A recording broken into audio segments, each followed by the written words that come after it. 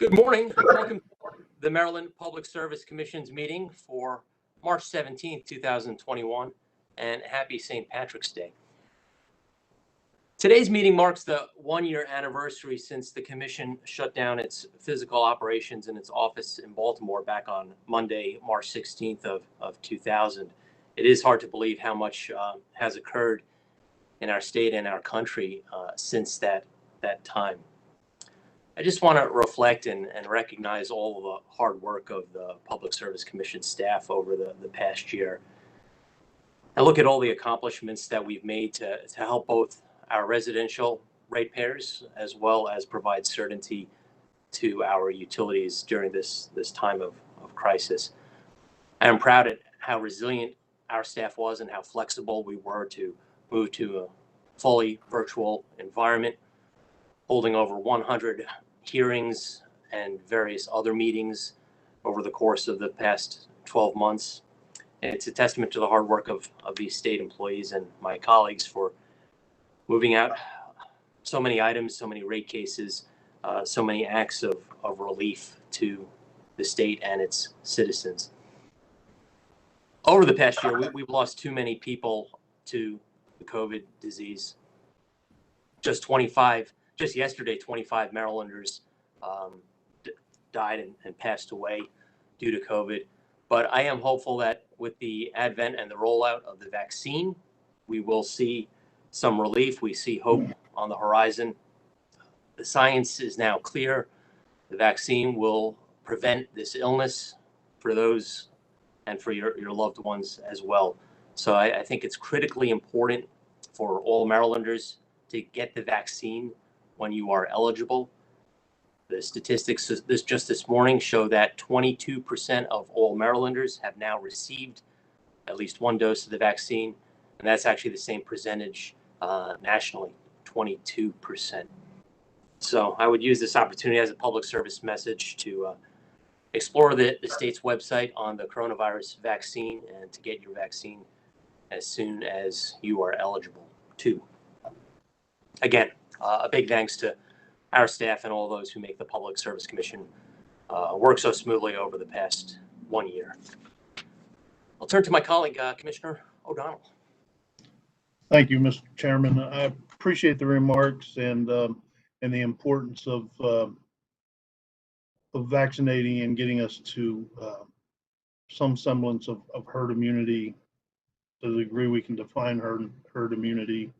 But it's helpful. I know I'm getting my shot this coming Friday, scheduled for an appointment, and I think it's important for some of us who are in leadership positions to at least try to help folks with their reluctance by demonstrated leadership. And I'm more than happy to get my shot and the opportunity to get my vaccination.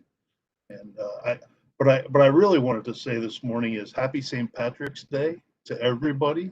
This is a day in our nation where everybody is of Irish heritage, at least in spirit, if not physical etymology. So if you remember, a year ago, as the chairman said, on March 16th, our state was ordered to close down.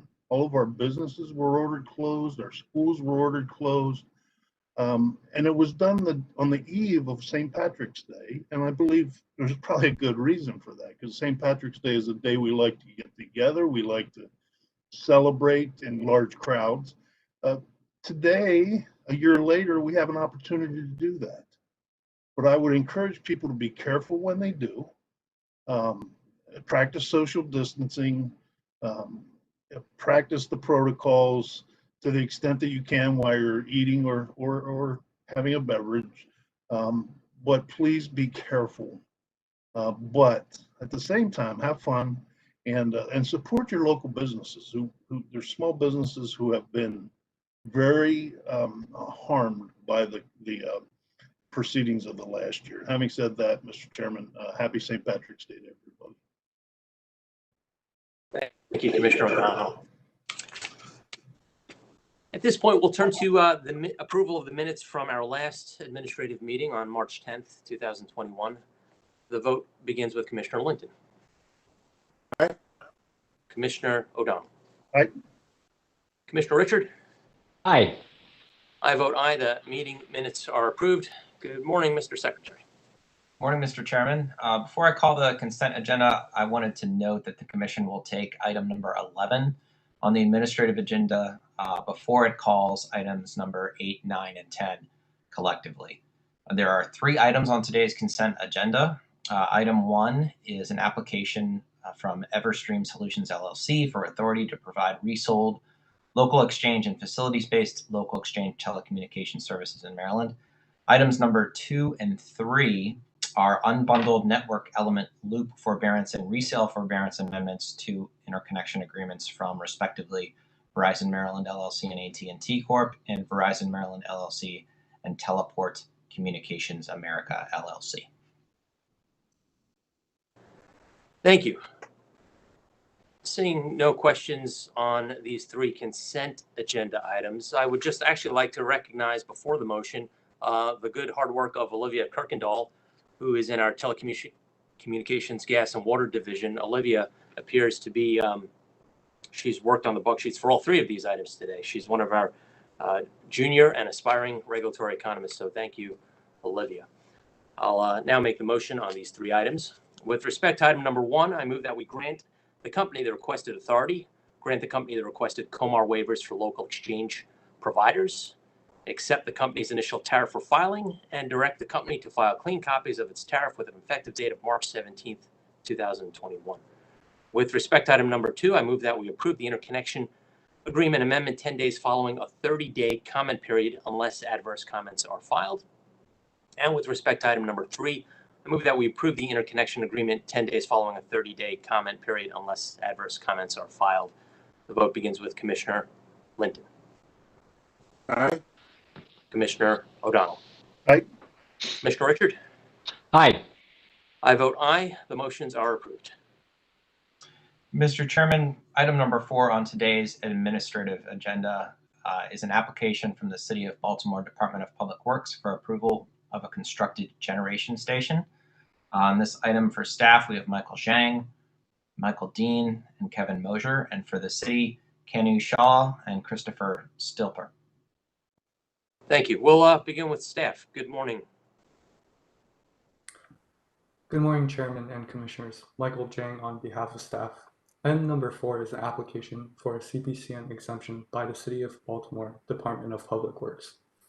The City of Baltimore is asking for the approval of a generation station comprised of 2 2-megawatt generators that cannot export electricity to the grid located in Baltimore, Maryland. The generators are used only during emergencies to prevent sewage discharge into the Baltimore Inner Harbor in the event of a complete loss of power from BGE's distribution system. These generators were installed in December 2010.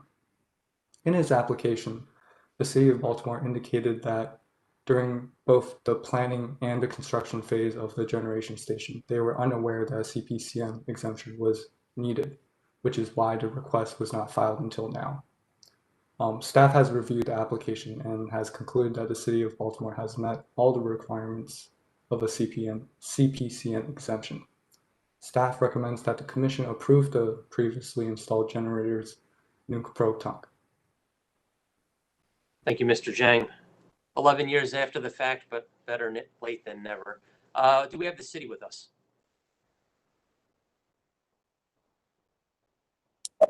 This is Kanu Shah from Shah & Associates. We are representing City of Baltimore.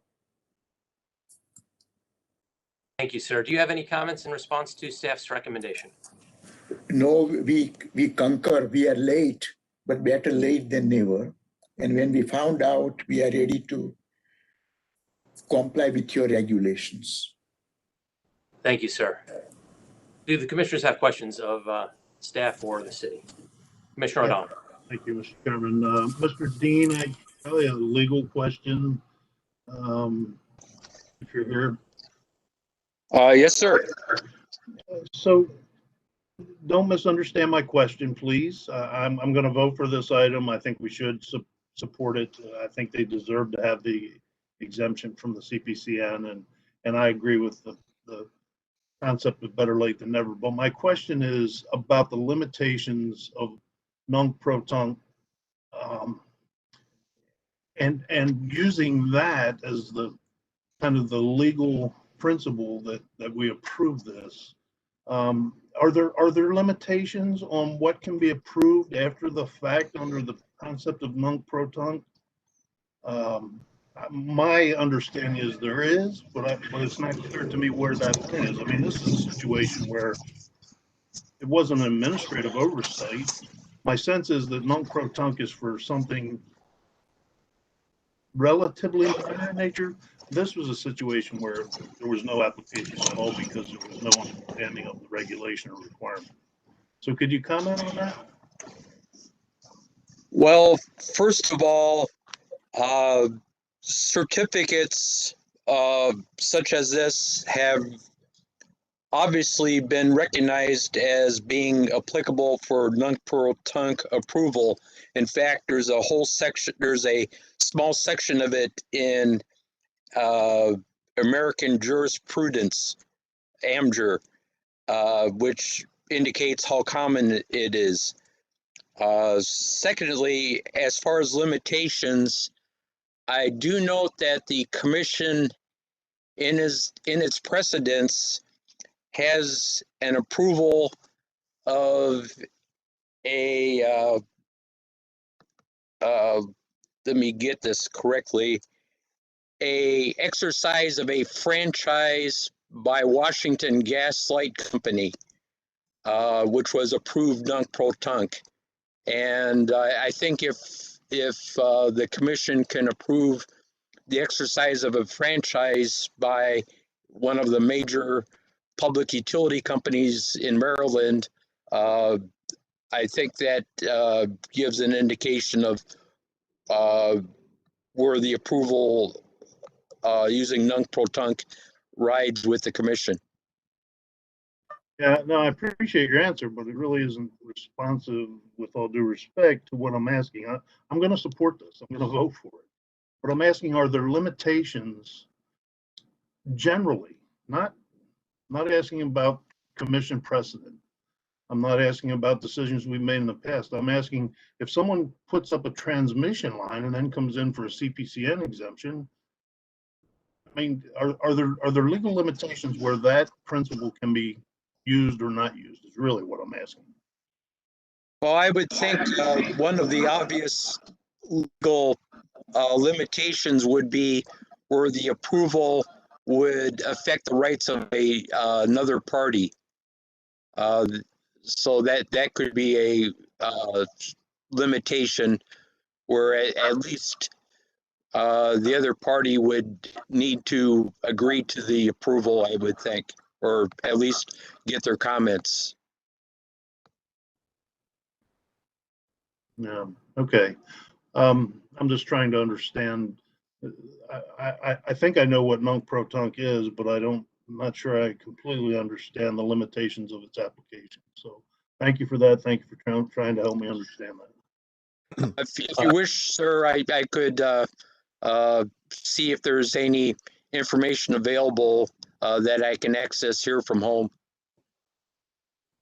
Yeah, I appreciate that, Mr. Dean. Don't carry yourself on it, but if you find something that might be instructive to me or the commissioners, I would appreciate that. Thank you. Commissioner O'Donnell, this is Kevin Mosier of staff.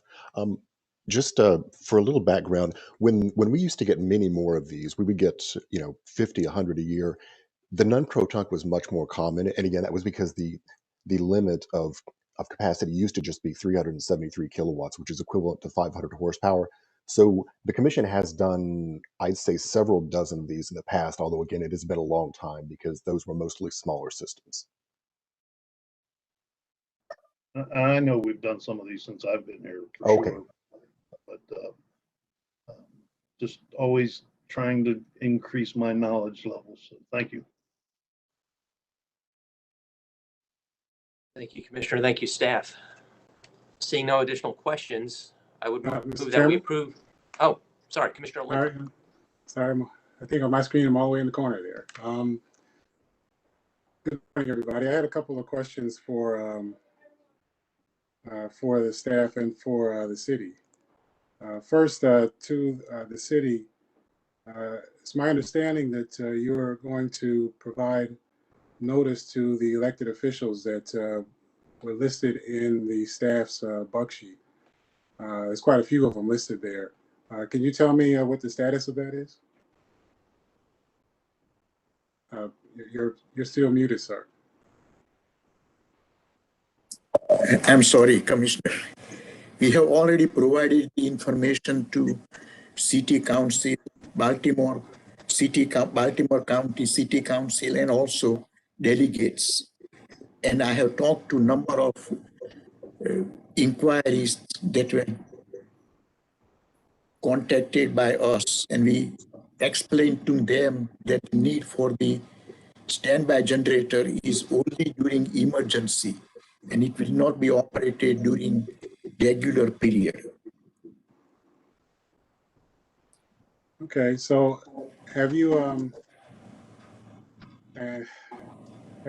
able to represent to us what their responses were to your comments?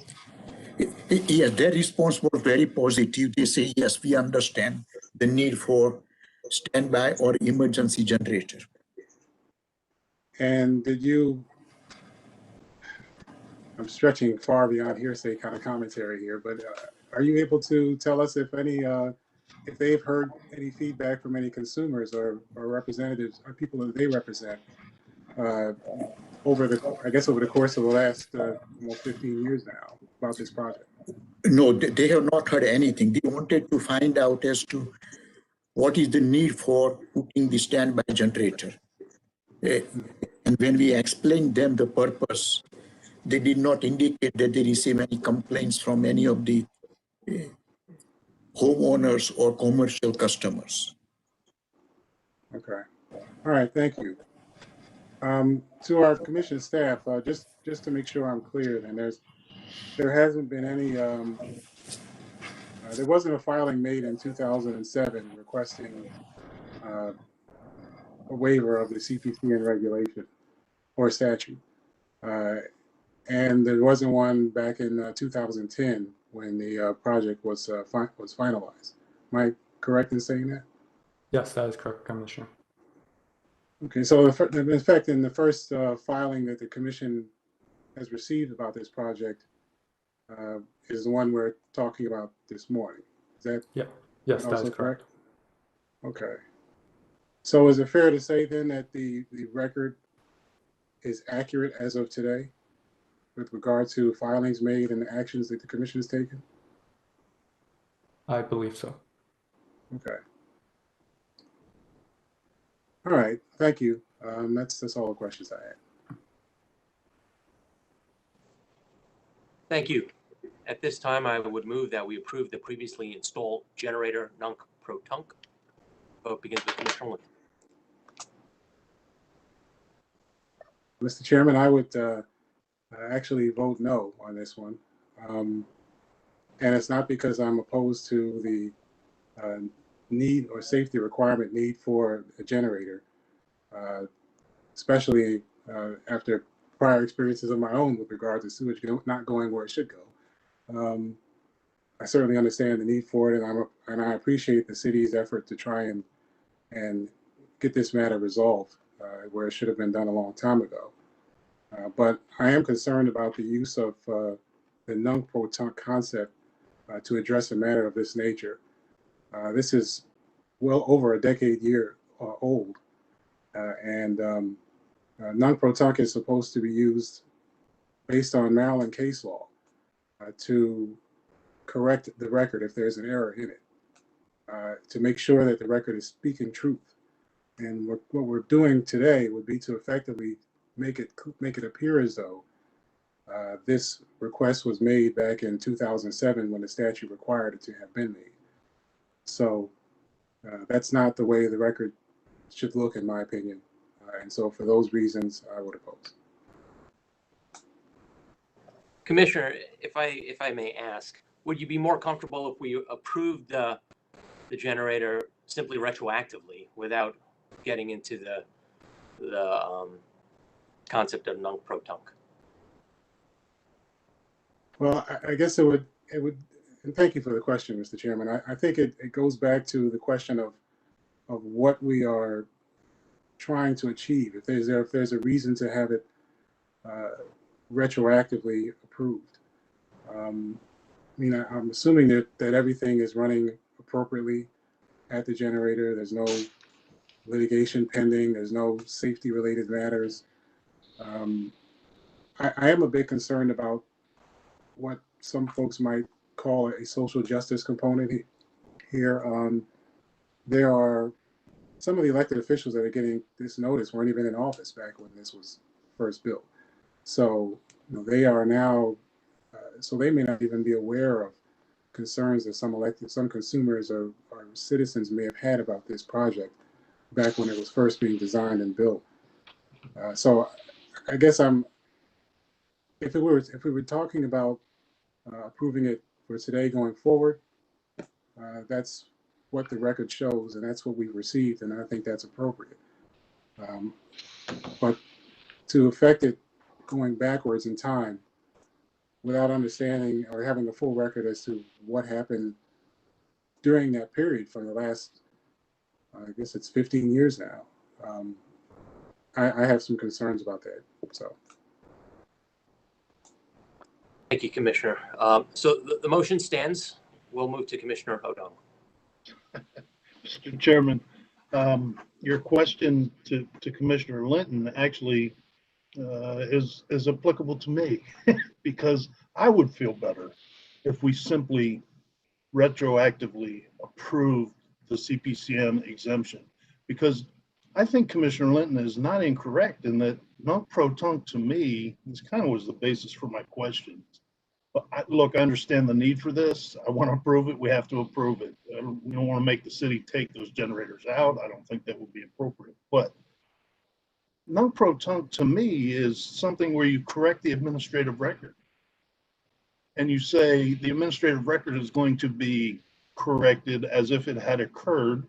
We're not correcting the administrative record here. In my mind, we're retroactively approving a CPCN exemption. And to me, that would make me feel better if we amended the motion to do it that way.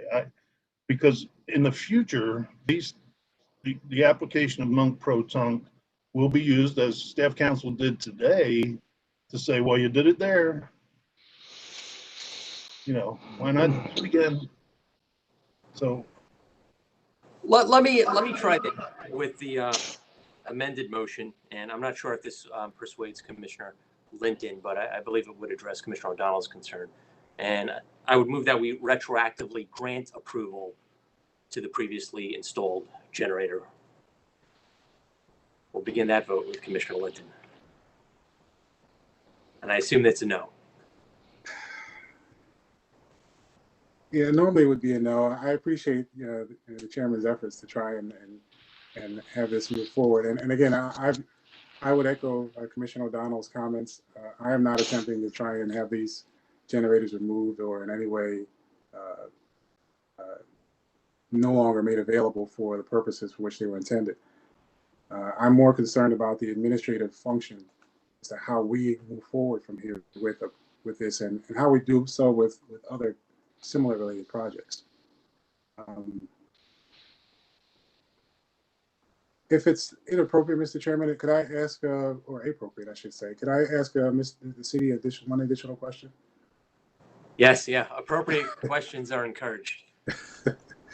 Could you, Mr. Kanu, you mentioned earlier that you had reached out to the elected officials and had some interactions with them about this project.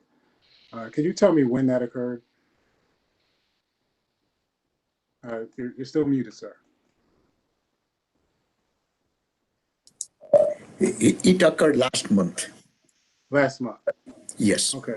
So is it fair to say that the elected officials have had, since receiving your notice, have had ample opportunity to either contact the commission or reach out to their constituents or take some action if there was concern from some representative or customer? Yes. Okay. And I'm assuming from our staff that we haven't received any feedback from any customers or any constituents? Not that I know of. Okay. All right. Thank you.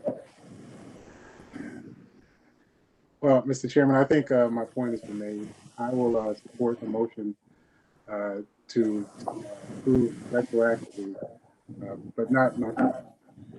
Thank you. Thank you to Mr. Cantor and Mr. Jenkins. Thank you. Commissioner O'Donnell. Thank you for the forbearance on this, Mr. Chairman. I appreciate it. Aye. Commissioner Richard. Aye. I vote aye. The motion is approved. Thank you. Mr. Chairman, item number 5 on today's administrative agenda is a petition from Easton Utilities Commission for designation as an eligible telecommunications carrier. On this item for staff, we have Afton Howard, Catherine Mackerlane, and Drew McCullough. For the company, Brian Quinn, John Horner, Ted Book, and Julie Andrew. Thank you. Good morning, Ms. Howard. Good morning and happy St. Patty's Day, Chairman and Commissioners. Afton Howard on behalf of Commission staff. On February 18th, 2021, Easton Utilities Commission filed a petition for designation as an eligible telecommunications carrier in Maryland. EU currently provides unregulated telecommunications services, such as internet, television, and digital telephone services through its business operating division, Easton Velocity. The company currently does not hold operating authority to provide regulated telecommunication services in Maryland and does not intend to provide any additional regulated services as part of its ETC application. EU has not previously applied for ETC designation in Maryland.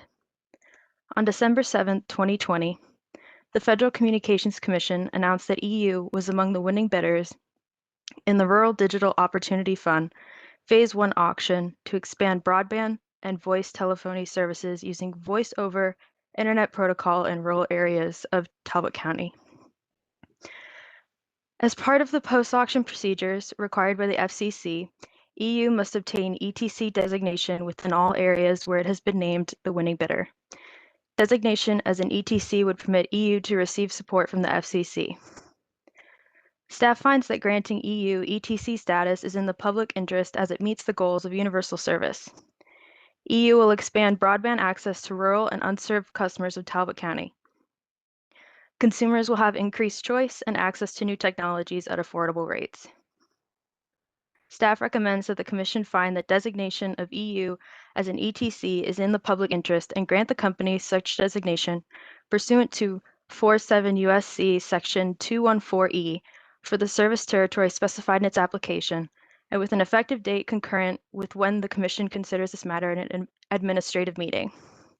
Provided no adverse comments are filed within 30 days following the effective date, and EU complies with the Commission requirements described in the May 4th, 2012 notice to ETCs, and I am available for questions.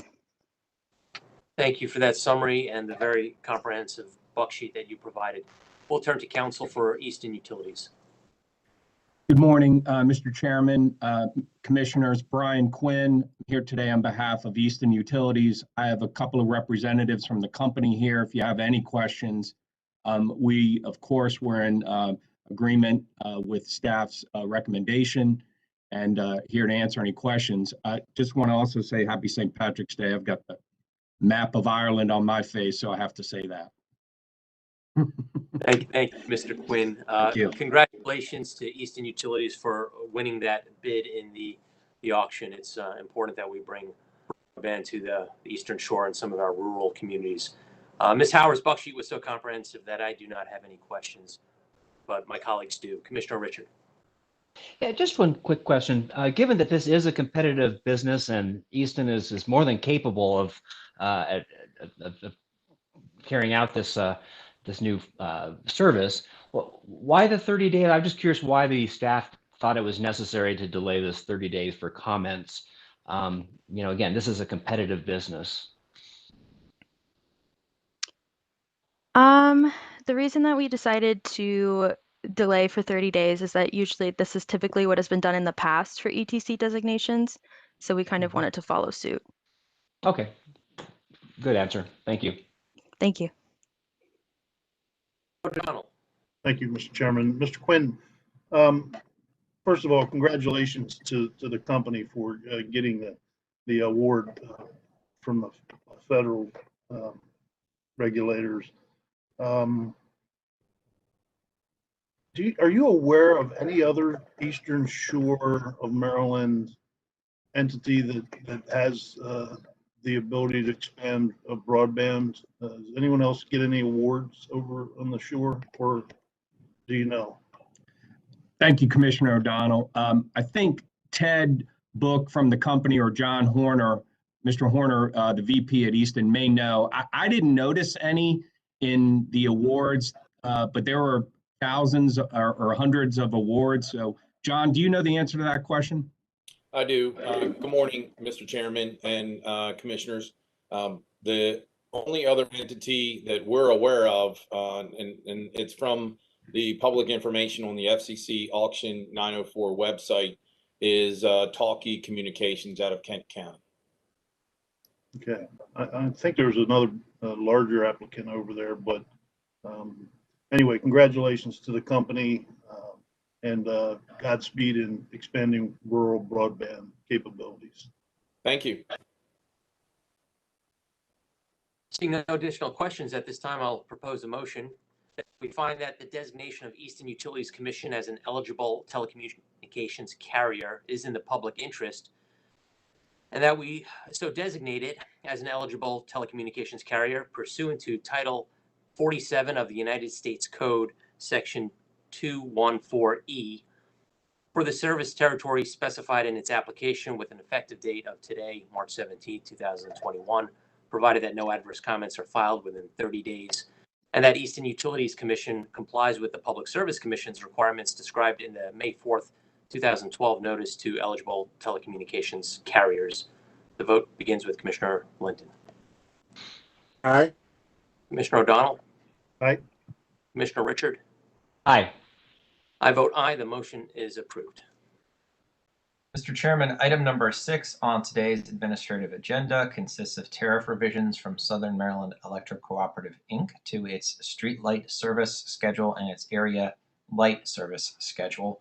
On this item for staff, we have Anna Joy Harris and Drew McAuliffe and Lloyd Spivak. And for the company, Adam Merswa, Eugene Bradford, and Mark McDougall. Thank you. Good morning, staff. Good morning, Mr. Chairman. Good morning. Happy St. Patrick's Day. My family's from Northern Ireland, so I feel a little awkward saying that, but thanks to the Americans, they do celebrate it there now too. Good morning, Chairman and Commissioners. Anna Joy Harris on behalf of staff. On December 11th, 2020, the Southern Maryland Electric Cooperative filed revisions to its Schedule SL and Schedule AL tariff pages. On March 4th, 2021, SMECO filed additional revisions to Schedule SL, and on March 5th, 2021, SMECO filed additional revisions to Schedule AL, such that the currently existing rates for both schedules remain unchanged. The company is proposing 3 changes. First, they're adding LED street lighting options and phasing out non-LED LED lighting for schedules SL and AL. 2, they're utilizing a new rate structure for new lamp offerings such that the tariff is simplified. And 3, they're changing language in several sections of Schedule SL tariff. The proposed rate structure for new lamp offerings designs rates by averaging costs of lamps within categories. This enables the company to list the rate components associated with each category in their tariff and list the various specific lamp offerings on their website. Under this proposal, SMECO will be able to add new lamp offerings without having to go through the administrative process of filing tariff revisions with the Commission and awaiting approval. Staff recommends that the Commission accept the proposed LED rates as shown in the second revised Schedule AL and SL filings, and accept the revised tariff language concerning the conversion charge schedule, termination charge schedule, and items 3 and 4 in the general provisions section of Schedule SL. Thank you. Thank you for your analysis, Ms. Harris. We'll turn to a representative from the cooperative. Good morning, Mr. Chairman, Commissioners. This is Mark McDougall on behalf of SMECO. My heritage is Scottish, not Irish, but I will be going home this evening and having an appropriate Irish libation. And I'll be getting my second COVID vaccination tomorrow. So hopefully I can get on the same bus as you all. We don't have any additional comments. We were happy to be able to work with staff during this period. We've come up with a what we think is a very good agreement on how to move forward, and so we are here with to answer any questions that you might have. Thank you, Mr. McDougall. Do commissioners have questions on the tariff revisions? Commissioner Richard. Yeah, thank you. Thank you, Mr. McDougall. One of the things I learned the other night at our PEPCO public hearing is really the interest the public has in the various aspects of the LED lighting. So I think there's great support for the shift, but I just wanted to find out, has the cooperative worked with local community leaders and the public just on what the specifics, I guess, of the offerings you're going to be providing, and that goes to the Kelvin color. I think there was some sensitivity about overly bluish lights, and they preferred the more amber colors.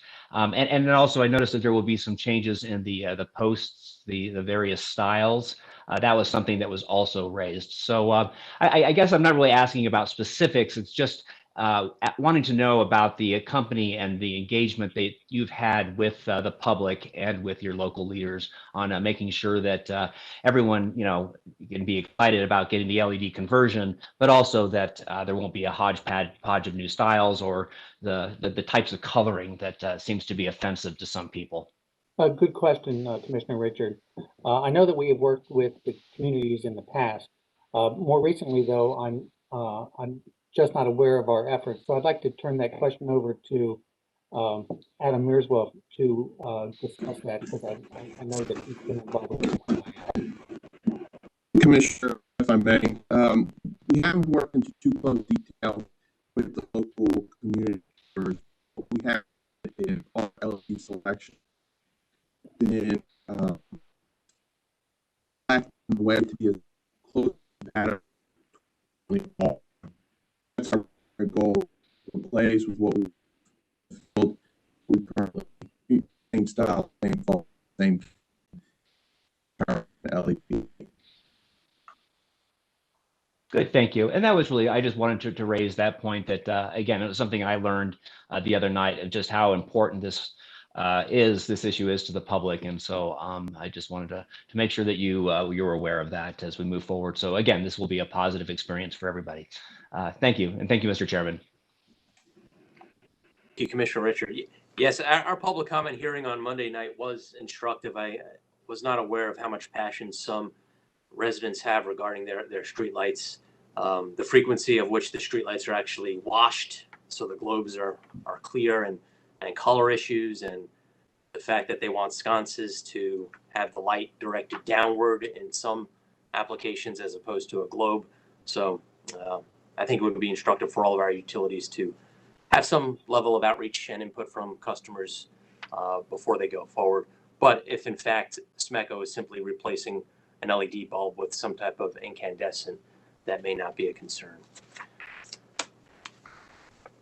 Seeing no other questions from commissioners, I would move that we accept for filing the proposed LED rates for schedules AL and SL, and accept the revised tariff language concerning the conversion charge schedule, termination charge schedule, and items 3 and 4 in the general provisions of schedule SL. The vote begins with Commissioner Linton. Aye. Commissioner O'Donnell. Aye. Commissioner Richard. Aye. I vote aye. The motion is approved. Thank you, Commissioners. Mr. Chairman, item number 7 on today's administrative agenda consists of revised tariff pages from Potomac Electric Power Company concerning its service connection fees and street lighting charges. On this item for staff, we have Ben Baker, Anna Joy Harris, and Annette Garofalo. For the company, Matthew Seegers, Jack Chu, John Karama, and Maurice Baptiste. And for People's Counsel, Anna Ryan. Thank you. Ms. Harris. Baker. It will actually be Mr. Baker giving the presentation. No worries. Thank you. Happy St. Patty's Day, Chairman and Commissioners. Benjamin Baker on behalf of staff. On January 22nd, 2021, PEPCO filed revisions to its tariffs for its residential service connection fees and streetlight cost native construction charges. The company also requested waivers of its tariff that requires them to update the fee annually for this year. The revised fees for both residential service connections and street lighting cost native construction now incorporate a year of actual cost. The residential service connection fees incorporate 1 year of actual cost and 2 years of estimated cost. And in the future, the fee will be entirely based on actual costs. The largest impact of the fee of using these actual dollars was the increase in labor cost, since the actual labor costs are based on contractors' costs charged to the company and not Pepco's estimated cost. Staff supports the proposed methodology since it incorporates actual costs and it leads to more gradual change in rates for service connection fees to not cause unnecessary shocks to the home building community. While reviewing the cost data, staff determined there was a trend in Pepco's service connection fees cost data, such that it might be permissible for the fee to be set on a cost causative basis in the future. So the company has agreed to consider if a new rate structure is appropriate based on the trends in a future filing once they have 3 years of actual cost data. For the street lighting cost native construction charges, the company has proposed to average last year's fee with 1 year of actual cost data. Staff has proposed to update this methodology to use 2 years of estimated cost data and 1 year of actual cost to more closely align with the prevailing methodology. Whichever method is used will be phased out within 2 years once 3 years of actual cost data are available. A couple tariff changes are also required. First, Pepco will no longer offer induction QL lights and is requested to strike them from their tariffs. The company claims they cannot find a manufacturer and no customer has requested induction light for 10 years. If maintenance is necessary, the company will convert the customer's lights to high pressure sodium. Staff also recommends the company's tariff be modified as shown in Appendix A of its filing to remove the word estimated from the sections of the company's tariff that discuss the methodology to set the service connection fees and street lighting cost native construction charges. Therefore, staff recommends the commission accept the tariffs as modified by staff with an effective date of March 17th, 2021, and grant Pepco the requested tariff waivers. Additionally, staff recommends the commission direct the company to study its costs and invoices to determine if a new rate structure for service connection fees is appropriate and provide a recommendation when the company files to update the 2022 residential service connection fees. And with that, Mr. Chairman, we're available for questions. Thank you, Mr. Baker. We'll turn to Counsel for Maryland Office of People's Counsel. Good morning, Your Honor. I don't have much to add other than to say that People's Counsel concurs with staff's recommendations. In general, we believe that actual costs should be used when they're available instead of estimated costs, and that staff's recommendations help ensure that the costs and rates align accurately. Thank you, Ms. Ryan. We'll turn to Counsel for Pepco. Good morning, Mr. Chairman and Commissioners. Matthew Seegers appearing for Pepco. Happy St. Paddy's Day. The company has reviewed staff's bug sheet and we have no issues or concerns. The only thing I would have to add is that regarding staff's alternative methodology on the street light contribution to native construction calculation on page 7, the company is amenable to staff's alternative methodology. And with that, we are available if you have any questions. Thank you for that statement, Mr. Seegers.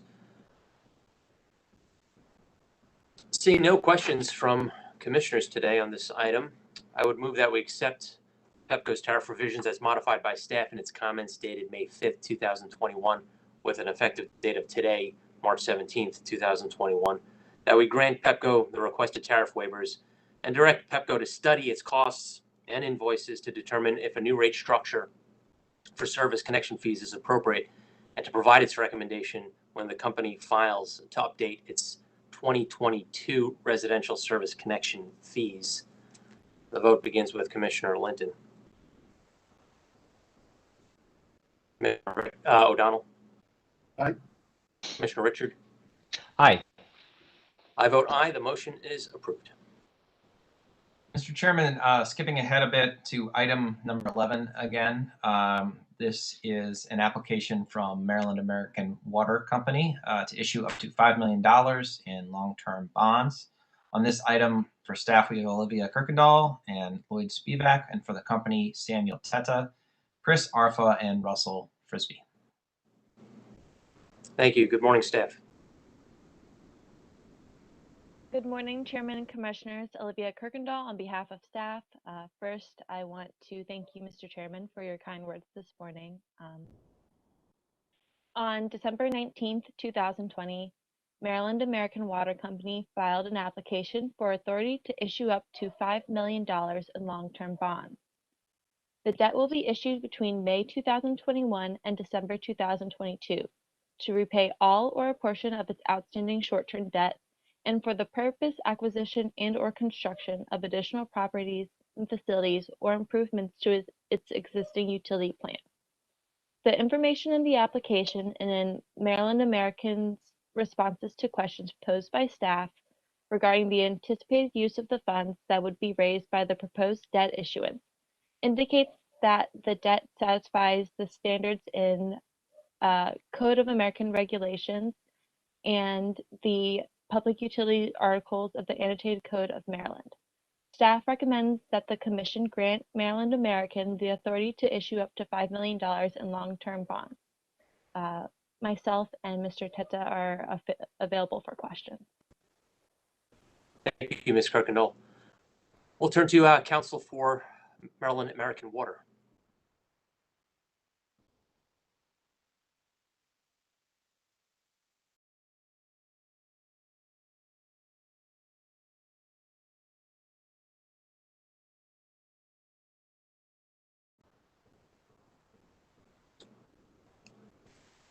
Perhaps we don't have somebody from the utility. I'm sorry, Your Honor. I thought Mr. Frisbee might be responding. It's Chris Arfa.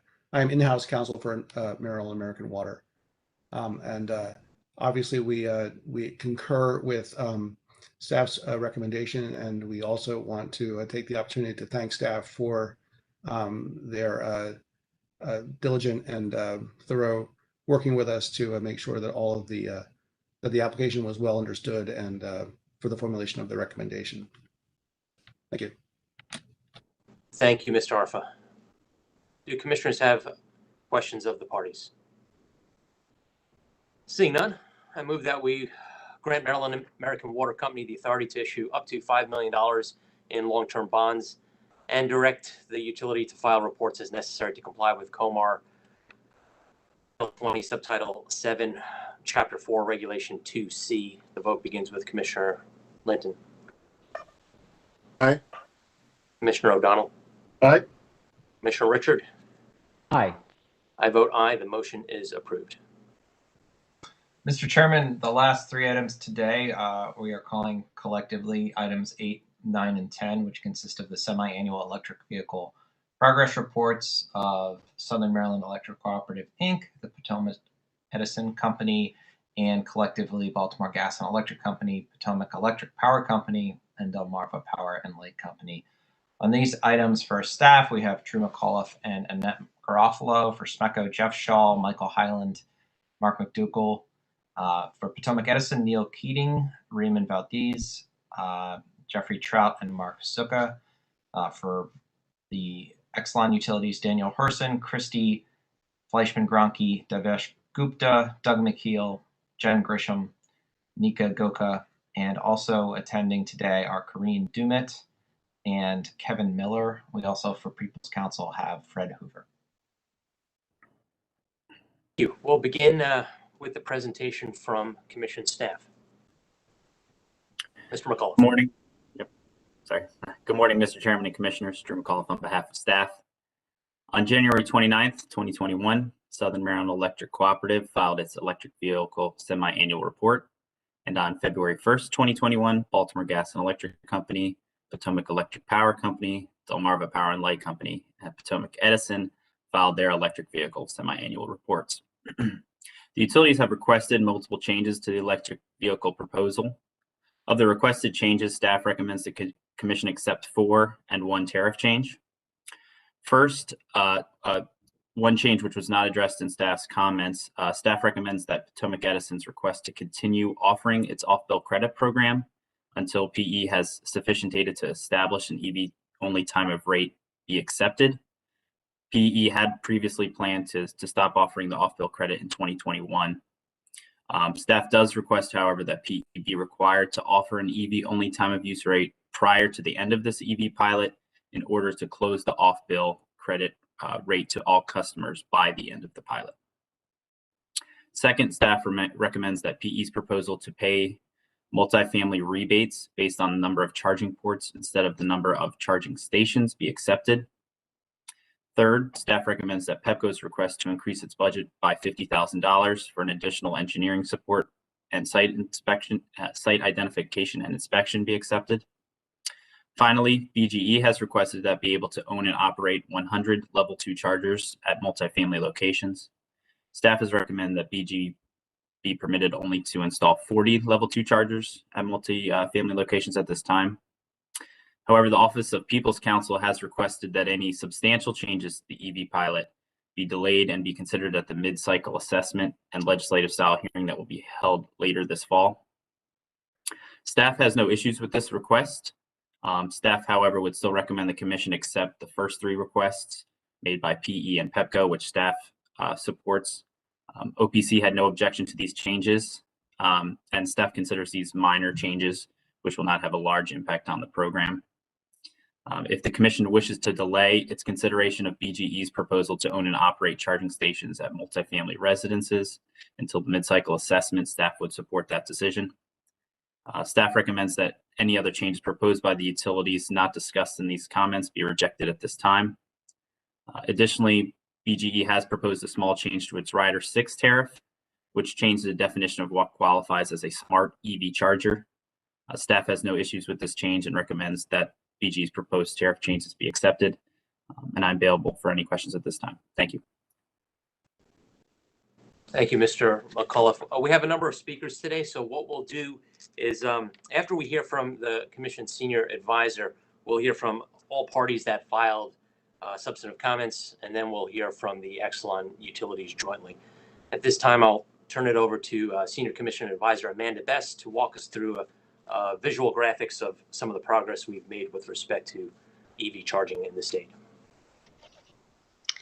Good morning, Chairman and Commissioners, and happy St. Patrick's Day. I'm going to bring up a PowerPoint real quick that shows some maps on the progress we've made on the pilot so far. So let's see. Everyone can see that. I'll make it as big as I can. Okay. So you'll see here, slide 1 shows the total chargers that were installed in 2020, which was just shy of 1,000 at around 957 in total. Slide 2 shows the total residential L2 chargers installed in 2020. Statewide, it was around 757, which was more than a 500% increase over the total installed in 2019, which was 135 chargers. Slide 3 is on the multifamily chargers. 83 were installed between the BGE and Pepco territories. There weren't any installed in 2019, so these are all that we have through the total of the pilot so far. Slide 4 shows the total utility-owned L2 chargers installed in 2020. And then slide 5 shows the DCFCs that were installed in 2020. In total, there were just shy of 120 public chargers installed across the state, which is up from about 50% from the 74 that were installed in 2019. And then finally, slide 6 is the cumulative total chargers installed throughout the pilot to date.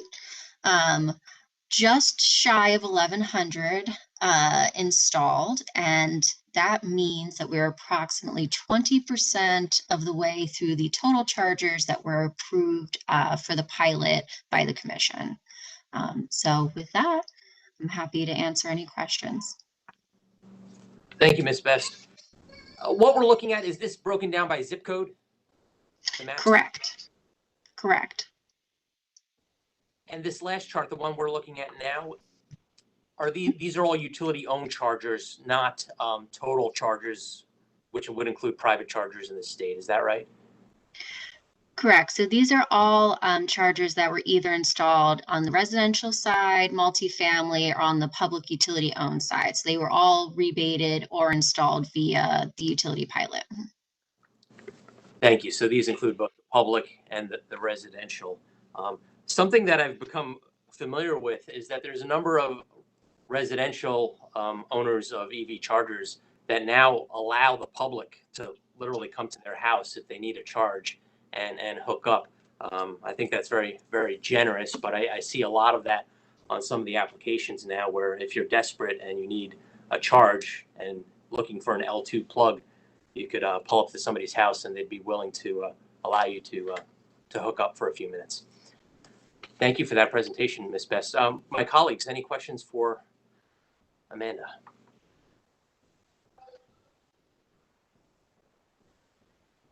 No, Okay, no questions, Mr. Chair.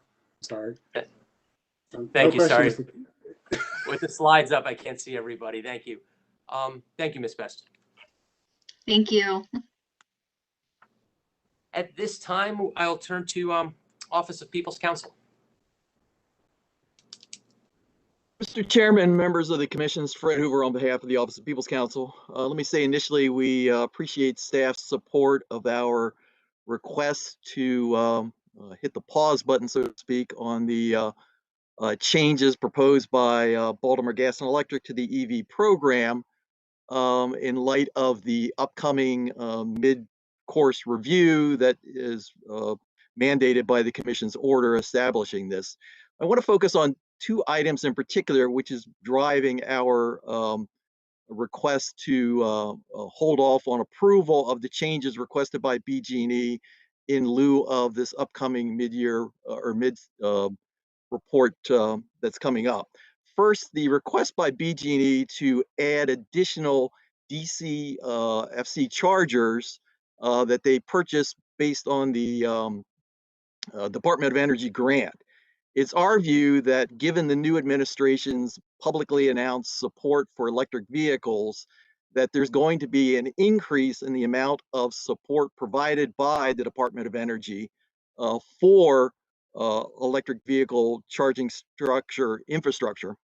And the principal method that they do that is through grants to states, municipalities, and companies. And so it's our view that the amount of grants is probably going to significantly increase in the upcoming federal budget.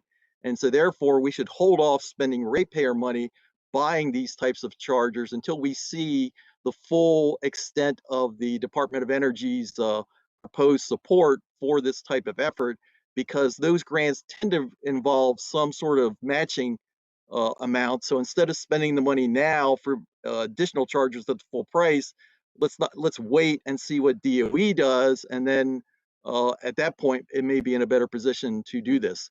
The second part that causes us a lot of concern is this proposal that BG&E own and operate charging infrastructure at multifamily dwellings.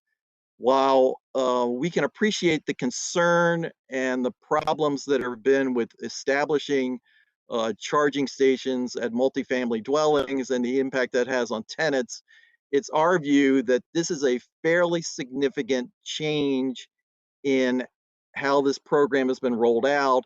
And we've had an ongoing concern about utility ownership of charging equipment. There's one situation where they're establishing chargers to create a more ubiquitous charging network throughout the state or throughout their service territory.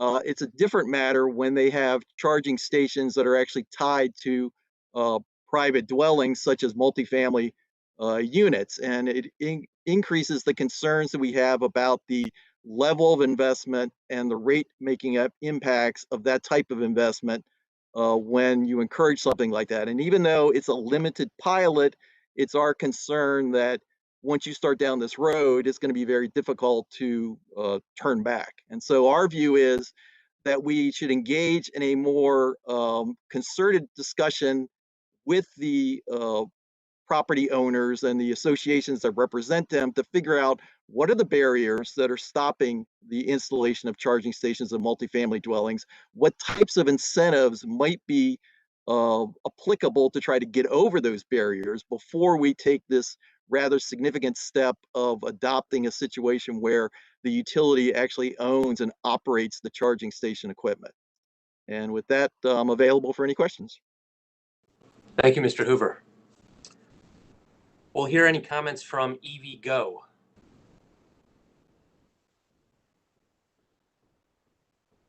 Yes, good morning. Thank you, Chair Stanek, and thank you, Commissioners, for the opportunity to just share a few brief comments this morning. I submitted comments earlier today with respect to this, and I think from EVgo's perspective, I'll be brief with my remarks today and available to answer questions. I think, as I mentioned in my comments, there were 3 elements that we wanted to highlight. 2 of them were perhaps respectfully seeking some additional clarifications and information from the utilities filing. And the 3rd one is perhaps more comment on the request for by BG&E for additional allowance for ownership of charging stations.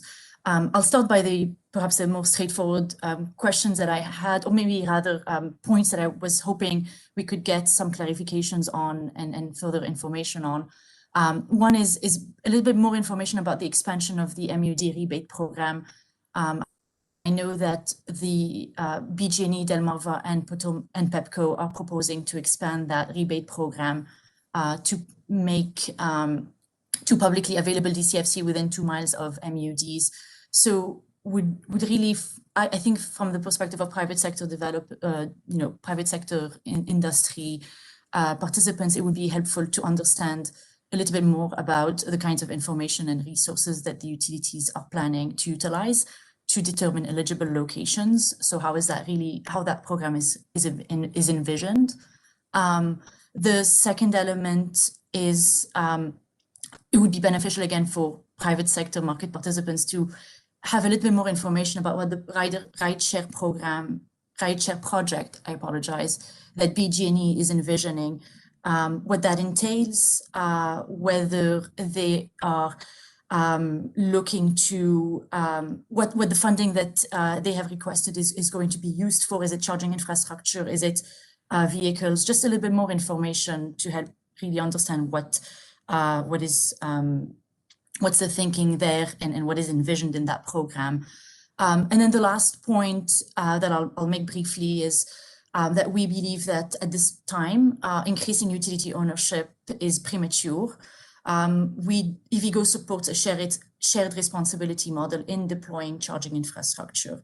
And we do continue to see that the best way to achieve a robust and competitive market for fast charging is to allow the private sector the opportunity to lean into the development, aided by utilities participation or utility programs like Make Ready and Rate Reform. And so this sort of, we would caution against the expansion of this program at this time. We just think that it is important to evaluate the current market and do an initial assessment of the market levels and really understand whether and where additional participation by the different stakeholders is important and is needed. We do think that there are roles and responsibilities for the private sector as well as the utilities, and so kind of understanding how that plays out to ensure that there is a robust competitive marketplace. So that's the extent of maybe the highlights of the comments that I've shared and available to answer questions, and really appreciate that opportunity. Thank you, and we have reviewed your comments that were filed on Monday. We'll next turn to ChargePoint, who also filed comments on Monday. Thank you very much, Mr. Chairman, and through you to the other commissioners. I will try to avoid repeating themes that have come up in staff, OPC, and EVgo's comments. ChargePoint largely agrees with the recommendation supported by staff and the Office of People's Counsel to hold off consideration for the majority of the proposed program changes until that midpoint review. A couple points regarding ownership. ChargePoint acknowledges that siting EV chargers can be complex, particularly in multifamily environments. There's many factors that can influence the outcome and timeline of engagements. And as OPC noted, it may be more appropriate to consider the specific capital and operating cost barriers to in a more targeted fashion achieve success in those program areas rather than to reallocate a third of program funding budget to an ownership model that could have unintended consequences.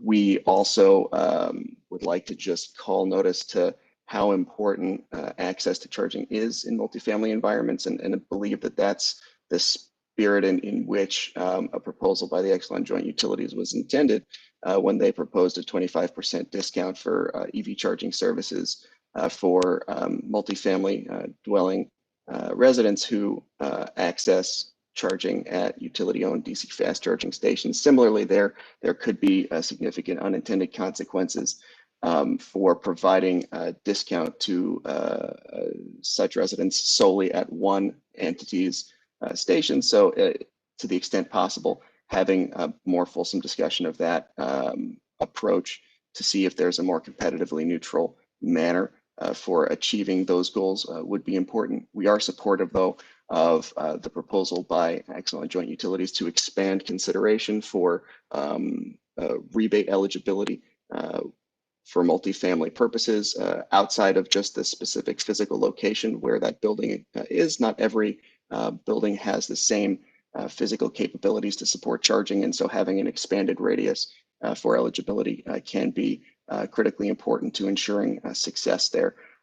So I will limit my comments to those points, which were expanded upon more fully in writing. Thank you very much for the opportunity to pipe up, and happy to take any questions. Thank you, Mr. Miller. We'll next turn to a representative from MD Volt Incorporated.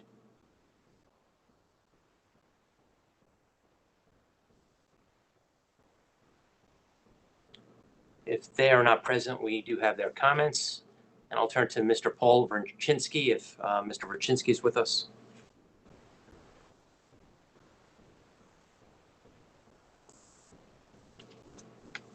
Before I turn to the utilities, did I neglect to recognize any party that wishes to speak?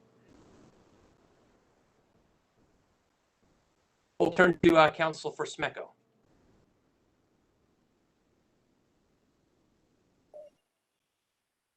Again, good morning, Mr. Chairman, Commissioners. Mark McDougall on behalf of Smeko. We are here for any questions you might have. The person to whom those questions might be asked, if you have any, is Michael Highland, and he is on the call as well. Okay. Thank you, Mr. McDougall. I think you had the simplest of the three progress reports. We'll hear from representatives from Potomac Edison. Good morning, Mr. Chairman, Commissioners. Jeffrey Trout on behalf of Potomac Edison. I send you greetings on St. Patrick's Day from my grandson, Patrick Ryan Murray. And we too are basically here to answer your questions. We have our team available. We'd start initially with Mr. Neil Keating, but we have several other members of our team here as well to answer any questions that you have. Thank you, Mr. Trout. And based on Ms. Best's maps, it looks like you're making some good progress, particularly in the Panhandle with some DC fast chargers. We'll now turn to the Exelon Utilities, and I understand they may have a presentation.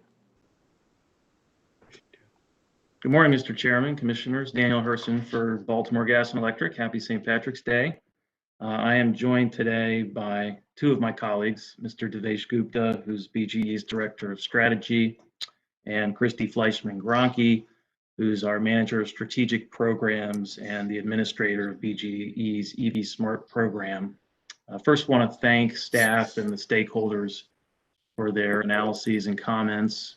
And since BGE is the utility that's requesting several program adjustments, I wanted to turn things over with the assistance from Host Advisor Mr. Chen to Ms. Fleischman-Gronke, who's going to walk through some slides for the Commission.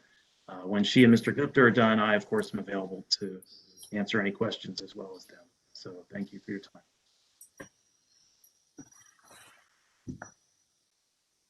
Good morning, Mr. Chairman and Commissioners. Christy Fleischman-Gronke with BGE. I get this into presentation mode. Okay, so the first slide I want to walk through was some of our progress since our semi-annual report.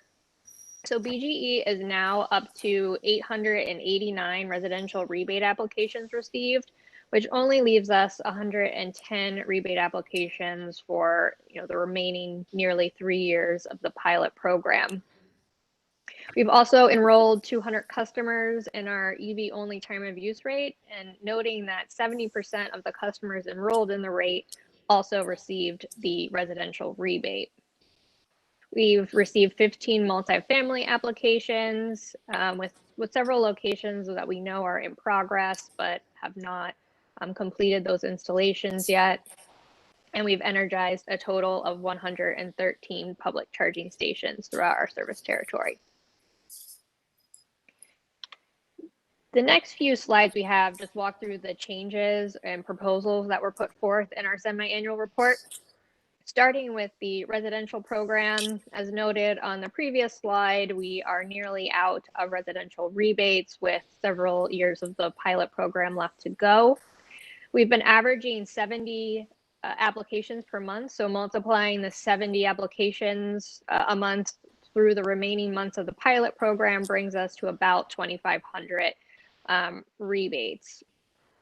If the Commission was more comfortable approving a lesser amount at this time, we've outlined what those budget increases would be for both 1,500 and 1,000 rebates. And why we feel it's important, is there a question? No, sorry, I got some feedback. Why we feel this is important is that the rebate program was designed to incentivize the purchase from a dumb charger to a smart charger, which gives the utilities valuable information, enables us to offer the time of use rate, and also will help with future managed charging programs to limit any impacts on the grid as EV adoption continues to grow. So we have a lot of momentum that's going for this program. The rebate program is really the start of our customer journey and how our website is designed to walk customers through the purchase of their EV, the rebate program, and then the eventual time of use enrollment.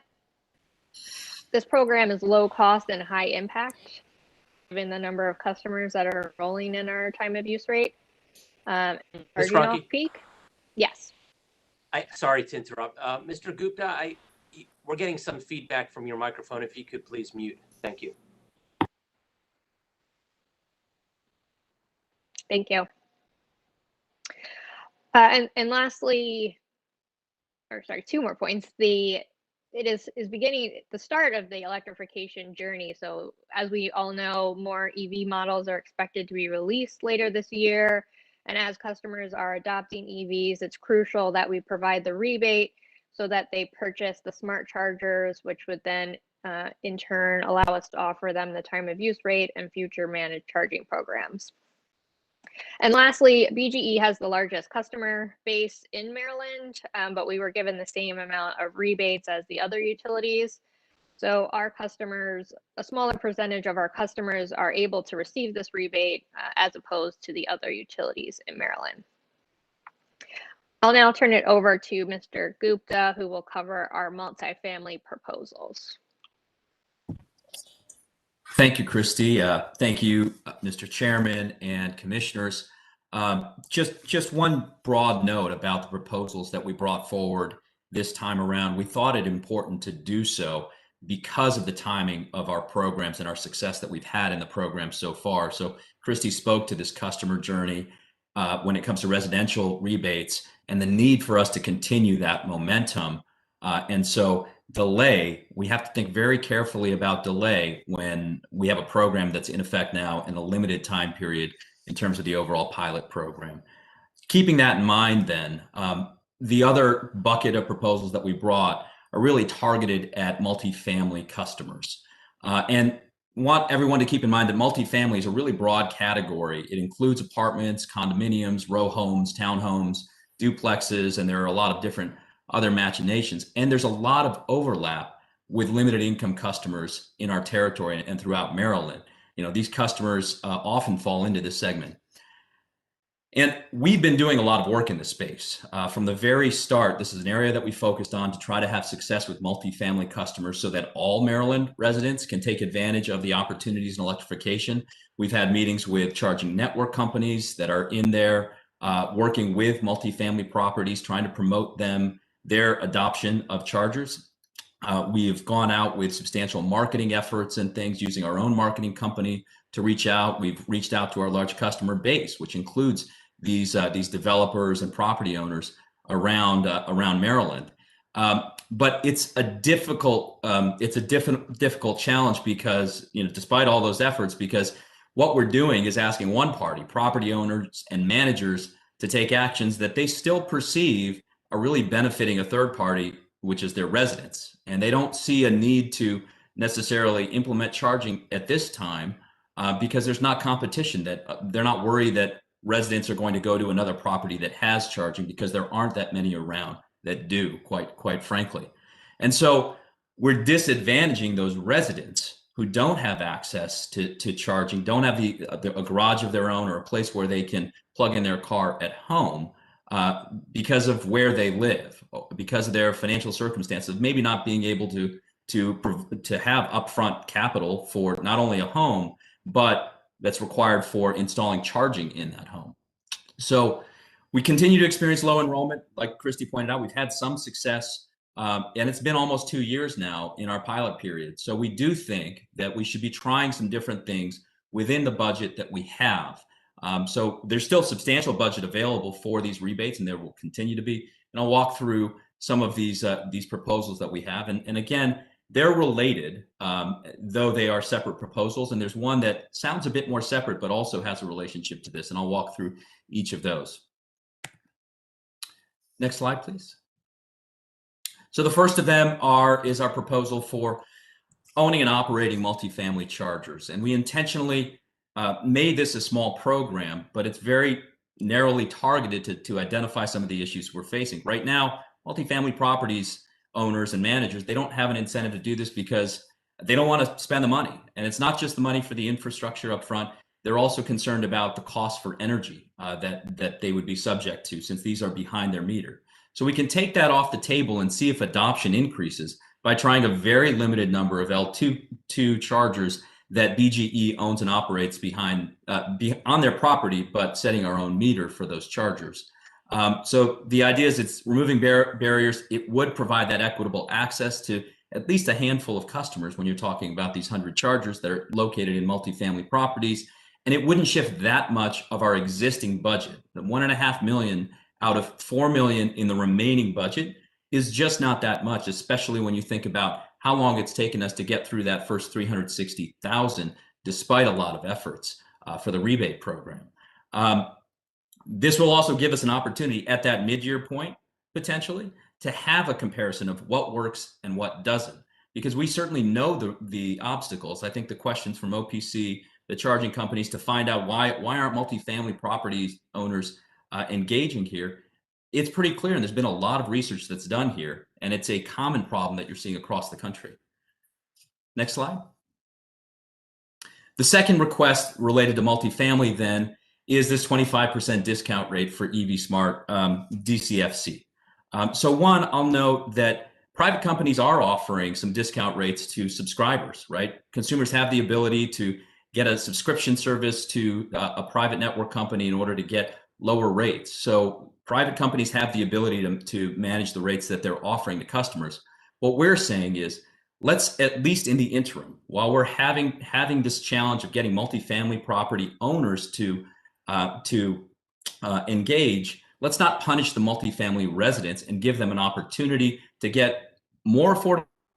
It's still not equal to how much they could pay if they owned their own home and had a charger inside their garage and could take advantage of BGE's EV only time of use rate, but it's better. It's more on par with gas. And at least then they might consider going and buying an EV because they know that charging is convenient and local. We've done a really strong job of rolling out our charging network and continue to make progress there. And it's affordable. It's a bit more affordable. At least this is on the table as an option for them, and they know it exists. Moreover, we think this is going to drive new use, because these are largely customers that without access to charging, they're not going to consider EVs. So this should be incremental use on our own networks. And then it's also interim, just like with the TOU, with the discount rate that the commission authorized for fleet customers of 25%. This is a rate that it can be an interim step and can always be removed if we see adoption increase, and we can monitor the progress of this rate. And so, we think it could be an appropriate way to, again, provide some opportunity to these customers, some more equitable opportunity to them, and not punish them because they don't happen to own their own home. Next slide, please. This third portfolio enhancement we're talking about is to address the notion of, hey, there are private network companies that may be willing to go into the infill areas, right, into the neighborhoods where people live and install charging, and to try to help incentivize that. So instead of, say, putting charging on a highway, maybe they would consider putting charging in a grocery store parking lot if we gave them the right incentives and narrowly tailored those incentives to make sure that where they're putting charging is convenient for where people in multifamily properties live. Again, it's not a huge program that we would be talking about, and we could put a cap on it. This is something that wasn't in our application. We'd be perfectly comfortable with, say, capping this part of the program at $1 million of that $4 million that's remaining, so that these private network companies can consider areas that would be more convenient locally for multifamily residents. Again, looking for ways to not punish a resident because their property manager or owner is not willing to install charging at home there. Next slide. And finally, so this is an enhancement that sounds like it's only related to our public charging program, but it ties in really well when you think about what kind of access can we provide to multifamily residents, including limited income customers that may want to enter this transportation electrification world.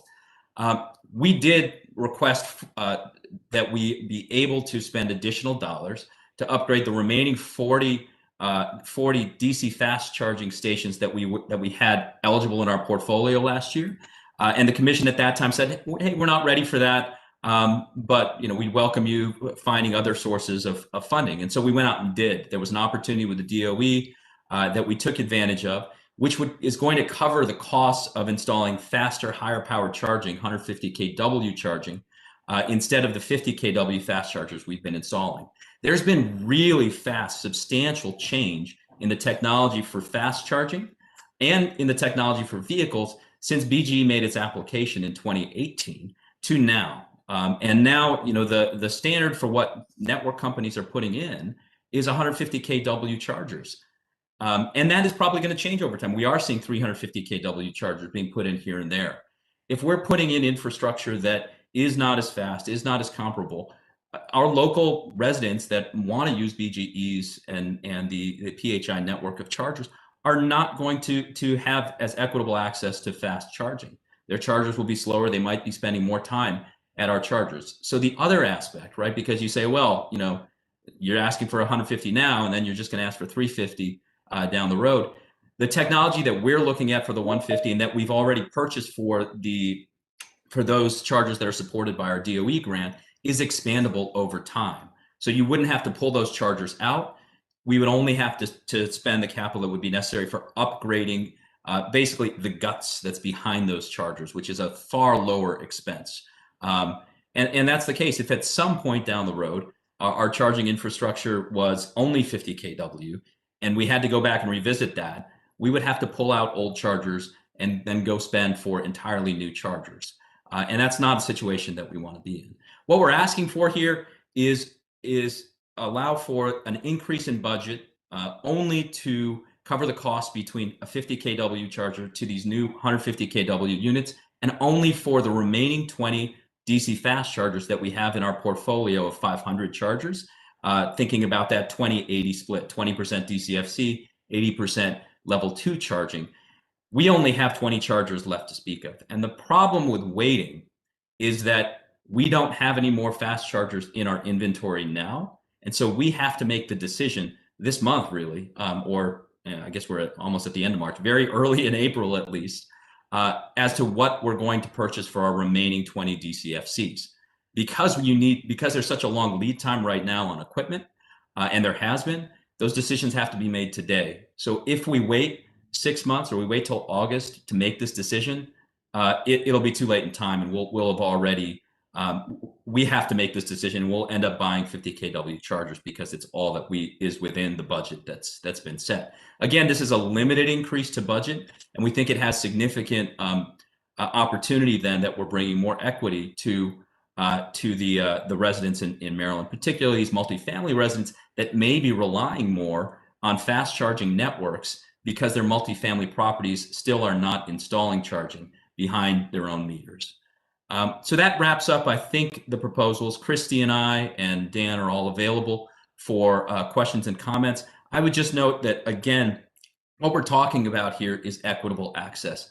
And we could continue doing the same thing for the next 6 months, for the next 2.5 years, 3 years. But I don't know that we're going to get significantly different results than we have now. So why not try mostly within budget, try a couple of different things, limit those, and still keep the rebate program open as is, and continue to encourage those applications so that Marylanders that live in multifamily properties are not harmed and can start to take advantage, especially when there are a lot of new products coming to market over the next year here that they may be interested in trying out when it comes to electric vehicles. At the end of the day, we're trying to get as many EVs on the road and be able to best manage our grid and be prepared for that expansion and electrification. And we think all of these go towards that, and would welcome your comments and questions. Thank you, Mr. Gupta, for all those very detailed proposals, which I'm sure the commissioners will have questions on. Before we turn to PHI companies, who I believe is the last presentation, let's take a brief recess for everybody. It's about 11:30 now. We'll return at 11:35 a.m. and we'll hear from PHI. So we're in recess until 11:35.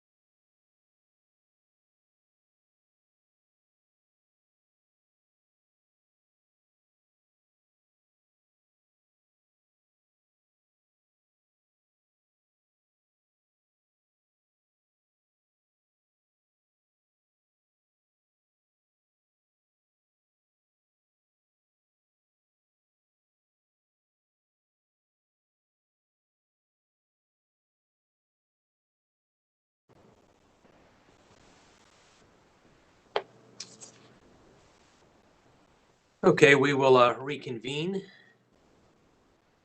and hear from representatives from PHI.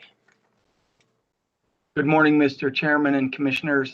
Doug Mikeel on behalf of the PHI Utilities. With me today are Jennifer Grisham, our Principal Business Program Manager for Electric Vehicles, and Nekabari Goka from our Utilities of the Future group.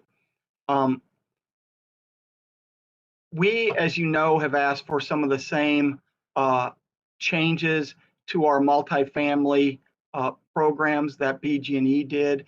And for all of the very good reasons expressed by Mr. Gupta, we think that those should be approved.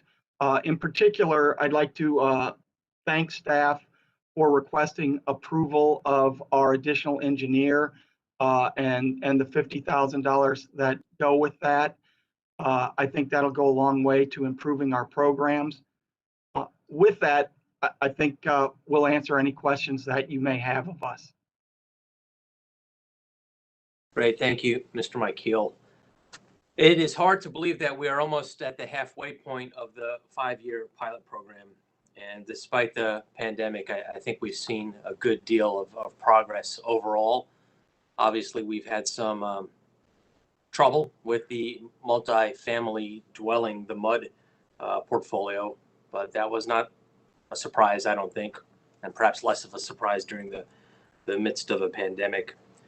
So I appreciate the ingenuity and creativity of Exelon Utilities in giving some thought to other proposals. I'm not sure I support all these proposals, but I will have a few questions regarding them. I think at this early stage, looking at each of the individual chargers of all four utilities, I see that a few of them have turned a profit. Most of them are in the red. And again, with relatively low usage rates, I'm not surprised to see that. Looking at prospective siting and development, I see we're having some trouble with Prince George's County, and I'd be curious to hear from the utilities an update on that and whether the state needs to be involved. But in looking at where some of these are being sited, I was happy to see that I think 6 DC fast chargers will be sited near the way station of I-95 and the DC Beltway, notwithstanding the Federal Highway's prohibition on charging at rest areas. I'm guessing that's not considered a rest area, so perhaps that's a loophole that we're going to get around. But let me jump in with some questions initially. I'll yield to my colleagues and then probably have a few more. Mr. Gupta or Ms. Fleischman-Gronke, with respect to your last of the 4 proposals, and that is purchasing some of these newer 150 kW DC fast chargers. Staff and OPC is recommending that you go ahead and do that, but you offset that with L2 set aside money. Is that a possibility that you trade in 4 or 5 L2s and you use that money to purchase one of these new fast chargers? I'll go ahead and answer it, Christy, and you can fill in the gaps too. And Mr. Chairman, it's certainly a possibility. We could adjust the budget to take out L2s and replace it with DCFC. The challenge is that there are some counties and some communities that have been slower to adopt, not entirely of their own fault, right? They may have more challenging regulations that they had to get through, and we've made substantial progress. And I'll give a couple of examples. Baltimore County was one of them that was going through some transition, and it took some time for them to sit down and enter into the right agreements that would allow us to proceed. And now we're proceeding, so we're starting to put charging in. Baltimore City, same way. An MOU wasn't reached until the end of last year for us to begin to site.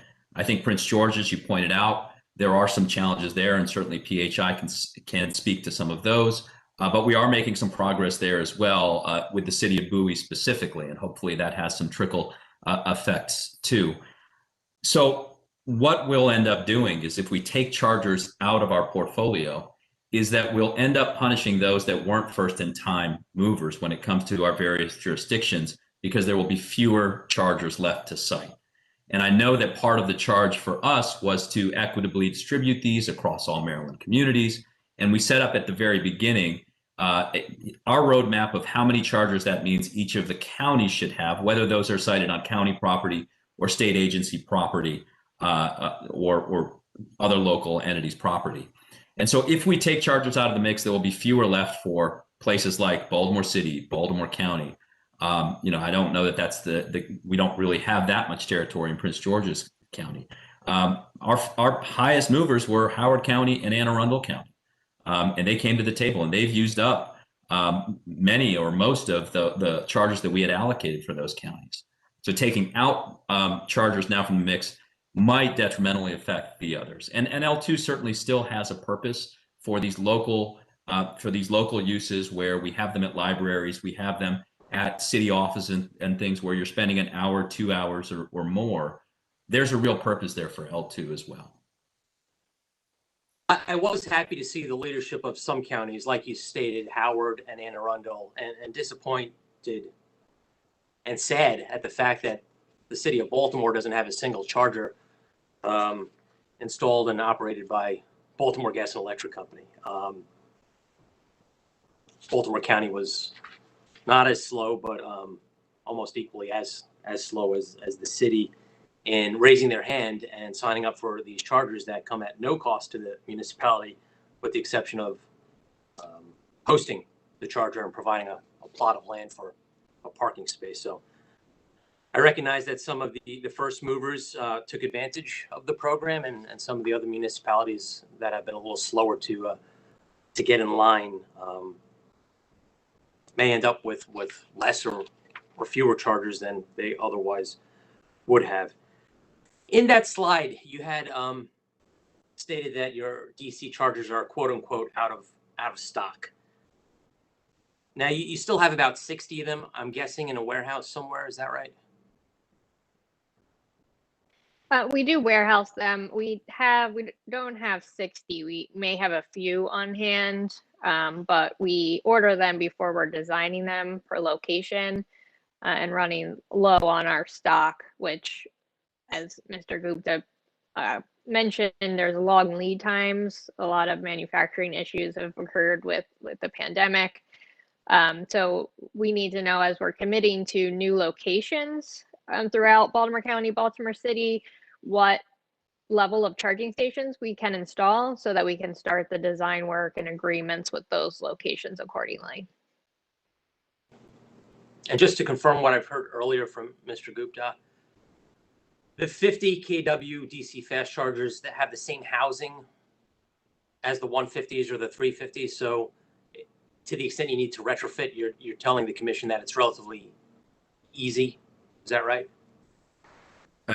To be clear, it's the 150. So the 50s are what they are. They're not expandable. If you're looking to upgrade those units, you would have to pull out the old units and put in new units, put in new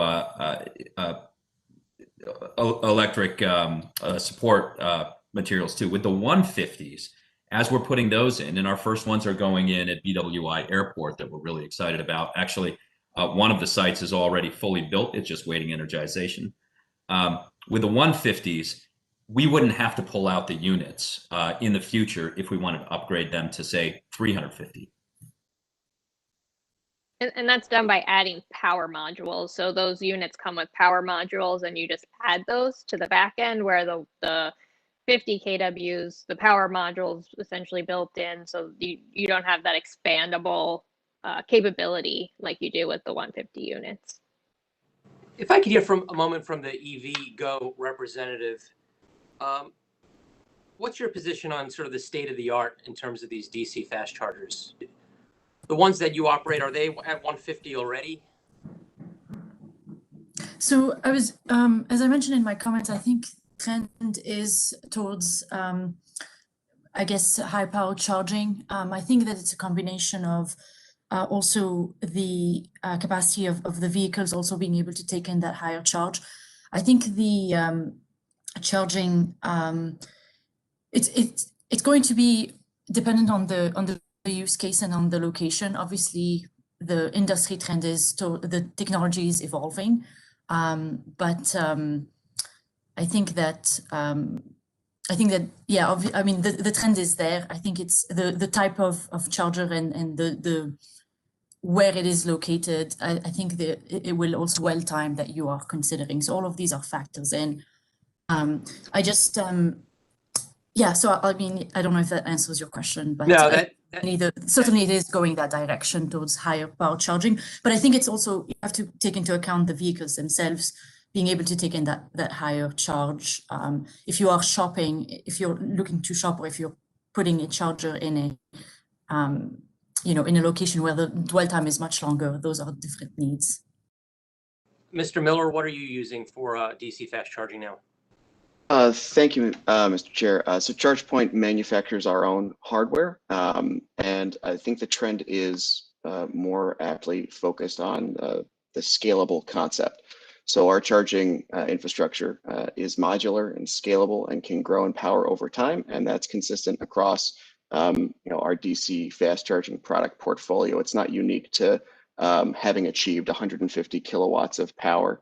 So starting at 62.5 kilowatts, our charging infrastructure can pair and grow over time with the addition of power modules.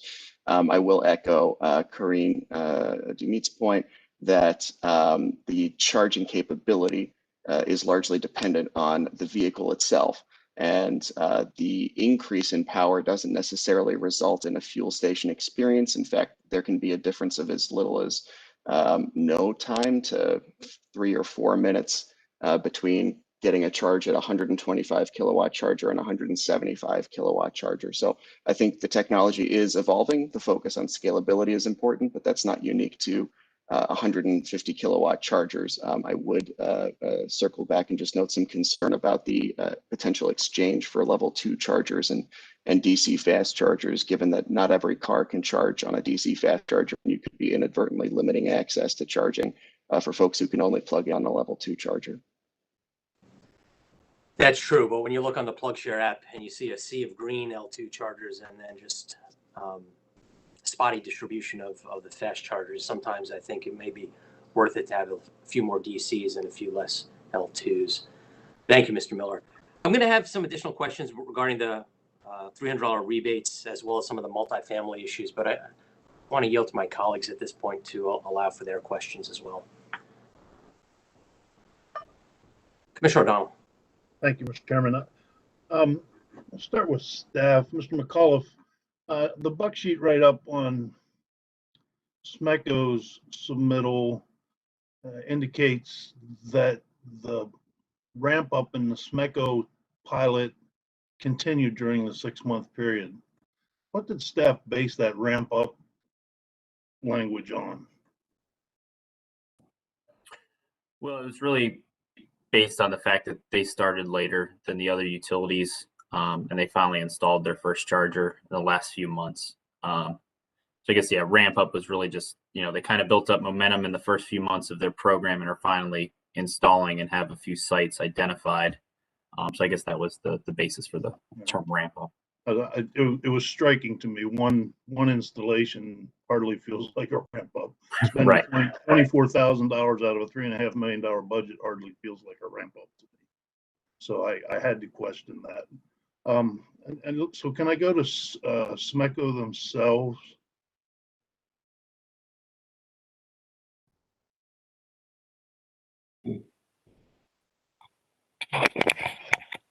Yes, Commissioner. Mr. McDougall, I note that you have no progress in Calvert County. And we talked about this the last time, I believe.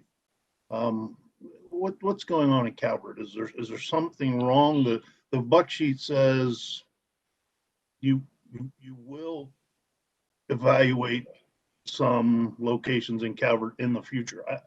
What is that? What does that mean? Well, there was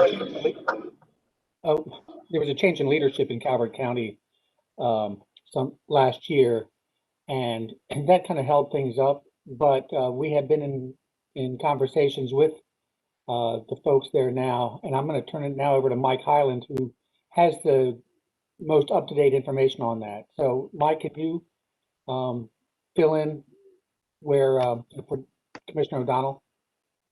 Yes, sir. Thank you, Commissioner, for the question.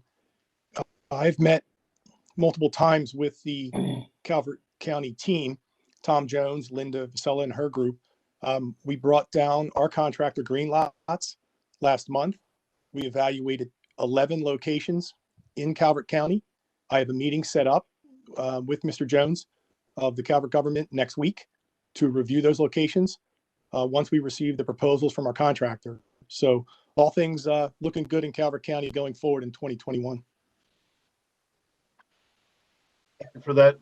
Mr. McDougall, what leadership change were you exactly referring to last year in Calvert? Well, this is what I was informed of by Mr. Shaw, who's on the line. So, Mr. Shaw, can you fill Commissioner, please? Sure, no problem. Thanks, Mark. The leadership change we're referencing there is in county administration. And underneath the county administrator, the deputy county administrator, and several heads of different departments, they all took retirements, and it's taken them quite some time to get back up to speed, fill those positions, and then interact with us. Yeah. Well, I have to say, there's a dearth of publicly available charging stations in Southern Maryland. We have this program, and I don't understand why it's so hard to make progress. Why isn't there one at Calvert Marine Museum at Destination? Or why isn't there one at Calvert Cliff State Park at Destination? Why isn't there one, there doesn't seem to be any progress. It's frustrating. We sense your frustration, and we're frustrated as well. But as Mr. Highland just indicated, we now have some interaction and traction with the county government, and we will evaluate those sites going forward. I sent the chairman a picture of the Lusby Giant has 2 chargers in it. They're private, and they seem to be able to do it, but yet this pilot that's funded by ratepayers just feels like it's languishing to me. I don't know. Understood. Well, Mr. Shaw, could you fill Commissioner O'Donnell in some of the progress that SMECO has made in other counties? I think the holdup is not so much putting chargers in Calvert County, it's on government-owned property, and that's why we're seeing a couple of chargers at the Giant, but we're not seeing them on county-owned property. But I think that it would be helpful to fill in some of the progress we've made in the most recent months since the turn of the year. And I know the principals very well, the political decision makers in Calvert County. So if there's a problem there, maybe the discussion needs to be had as to why.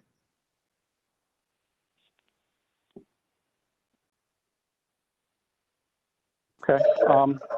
Again, I think we're ready, and we'll be there in our next update to have more progress to show you. But just in the counties, and this kind of builds off of what Mr. Gupta was explaining there for BG&E and those that came early and first to the table. We've had significant progress with 3 or 4 installations in St. Mary's County.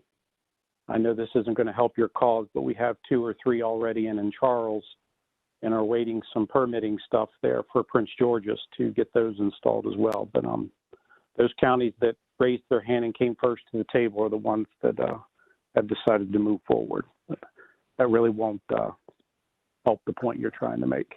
Well, my point is, I'm responsible with the commissioners, the other commissioners. We're responsible for ubiquitous application across all areas of the state, and I have a particular interest in the rural areas of the state because I represent that part of the state in terms of geographic diversity. So it's important that the rural areas of the state do as much as they can, as rapidly as they can. And I just use Calvert as an example because I live here, and I'm very familiar with the political leadership and the political infrastructure here. But it's more than just Calvert. I'll let it go at that. I'll look forward to your future reports. I did have a question for Mr. Gupta from BG&E, if I could shift to him. Mr. Gupta, several times in your presentation, both your own remarks and in response to the chairman, you referred to customers being punished. Do you think that this program is, the way it's being administered by the commission, is punishing people? Thank you for the question, Commissioner O'Donnell. And no, I think the program is an opportunity, right? And with the commission's foresight, we were able to start bringing this opportunity to all Marylanders. But in execution, what we're finding out is that there are swaths of Marylanders that aren't getting to take advantage of the opportunities equally. And so when I say punish, it's vis-a-vis other Marylanders that are getting to take advantage. And so, we talk about counties that had certain hurdles. Baltimore City, part of it was administration was changing over. We were in an election year when a lot of the ramp up was happening, and so things had to move slower. You think about even Chesapeake Beach. It took us a while to get up to speed there, but we finally put our chargers in there, fast chargers as well as L2. And now there's a buzz in that community about electric vehicles. And so those customers, for instance, might start to go to the BGE website to learn more about electric vehicle charging. And when you think about the residential charger rebates, if they go now and we don't have any left, they're going to be sorely disappointed, and it was no fault of their own. I appreciate that. Thank you. I just wanted to make the point that none of this is intended, nor do I believe that it does punish in any way, shape, or form. It's an attempt to get infrastructure in the state. It's not punishment. 100%. Anybody. Thank you. Thank you, Mr. Chairman. That is a good point. I just purchased my second EV, and I was able to receive the Maryland state credit for the excise tax on the first car, but not the second car. And I did not feel as if I was punished on the second go around. It shows that there's proliferation, and we're making advancements. And at some point, we're not going to be having federal tax credits and state tax credits, or even charger credits for the customers, because there will be no need for them. So perhaps that's a segue to proposal number 2 of the Exelon utilities regarding the expansion of the $300 credit. We authorized BG to have 1,000, and I think you told us you're up to 881. So you only have about 110 to go. It's hard to say what the right level is. If the commission approves this, it's going to cost quite a bit more. Plus, you have the administration, the paperwork fee for processing. It's about $150,000, or about $60 per customer application. When is enough enough? I guess that's my question to the BGE representatives. And if we deny the expansion from 1,000 to effectively 3,500 in total, if that 1,001 customer contacts BG&E and we don't grant the extension, what are you planning to do? You're planning to tell them that there's no more rebates? Will you take their name and information and put it in a holding repository, or how would that work if the commission denies the request today? As far as the 1,001 customer, we have put waitlist language in place, and we plan on turning that on at 900 applicants. So we're practically there at 890 applicants. That language would just say that the rebates are fully or close to subscribed is the language we have right now, and that their application would be held if we were out of rebates. As far as, when is enough, I think that right now in the program, it's only been the first 2 years, and we have interest. We have customers that are purchasing electric vehicles, and that's going to continue. And I think it remains important that we're encouraging customers to purchase smart chargers. We get customer emails about the number of dumb chargers on the market that are cheaper than the smart chargers, but we lose that connection with customers. We lose the ability to enroll them in the time of use rate, to enroll them in future managed charging programs, which is going to impact the grid and also impact their customer experience, that some customers were able to enroll in these rates when others were not. Thank you for those details. I recognize our sister agency, MEA. They have a wait list when these issues come up, and they use very similar language to yours. I keep reminding myself this is a pilot program. We want to see what happens with those 1,000 customers that are using the smart chargers and all that data that is being fed back to BGE. And I suspect we'll see that when you file your mid-course evaluations on September 15th. Although at this time, I don't necessarily see the need to expand the number of rebate applications, and my colleagues may agree or disagree, but I do have questions on some of your multifamily programs. I didn't want to limit debate or discussion on the rebates, however. If we could go to the multifamily DC, well, the DC proposal that you have. Mr. Gupta, if you could explain it to me, or Mrs. Fleischman-Gronke, this 2-mile radius and what's that all about? I read staff's spec sheet, I read your proposal. How is that equitable? So, I can speak, and Ms. Gronke-Fleischman can fill in as well here. The notion of equity is making sure that there is more charging available in your neighborhood, right? If you don't have the ability to charge at home, there should at least be a place down the street or within a convenient distance that you can get to, so that you're not left stranded by the roadside or at home and unable to get to work or to school the next day. And so 2 miles we thought was a pretty reasonable distance for someone who is trending on empty to be able to think, okay, I need to get out to that charger to make sure that I fill up before I get home, or make sure that I plan my day tomorrow morning to stop by that charger that's close by. It was close enough in proximity. We don't want to make it too expansive, 5 miles, 10 miles, and we didn't want to make it too limited either, so as to include a broad enough footprint. It sounds like you have ducks in your office. It's the dog fixing for a nap. Oh, okay. I'm confused though. These are going to be private chargers, such as the EVgo chargers or the ChargePoint ones, and our public program was for utility-owned chargers. Can you iron that out for me?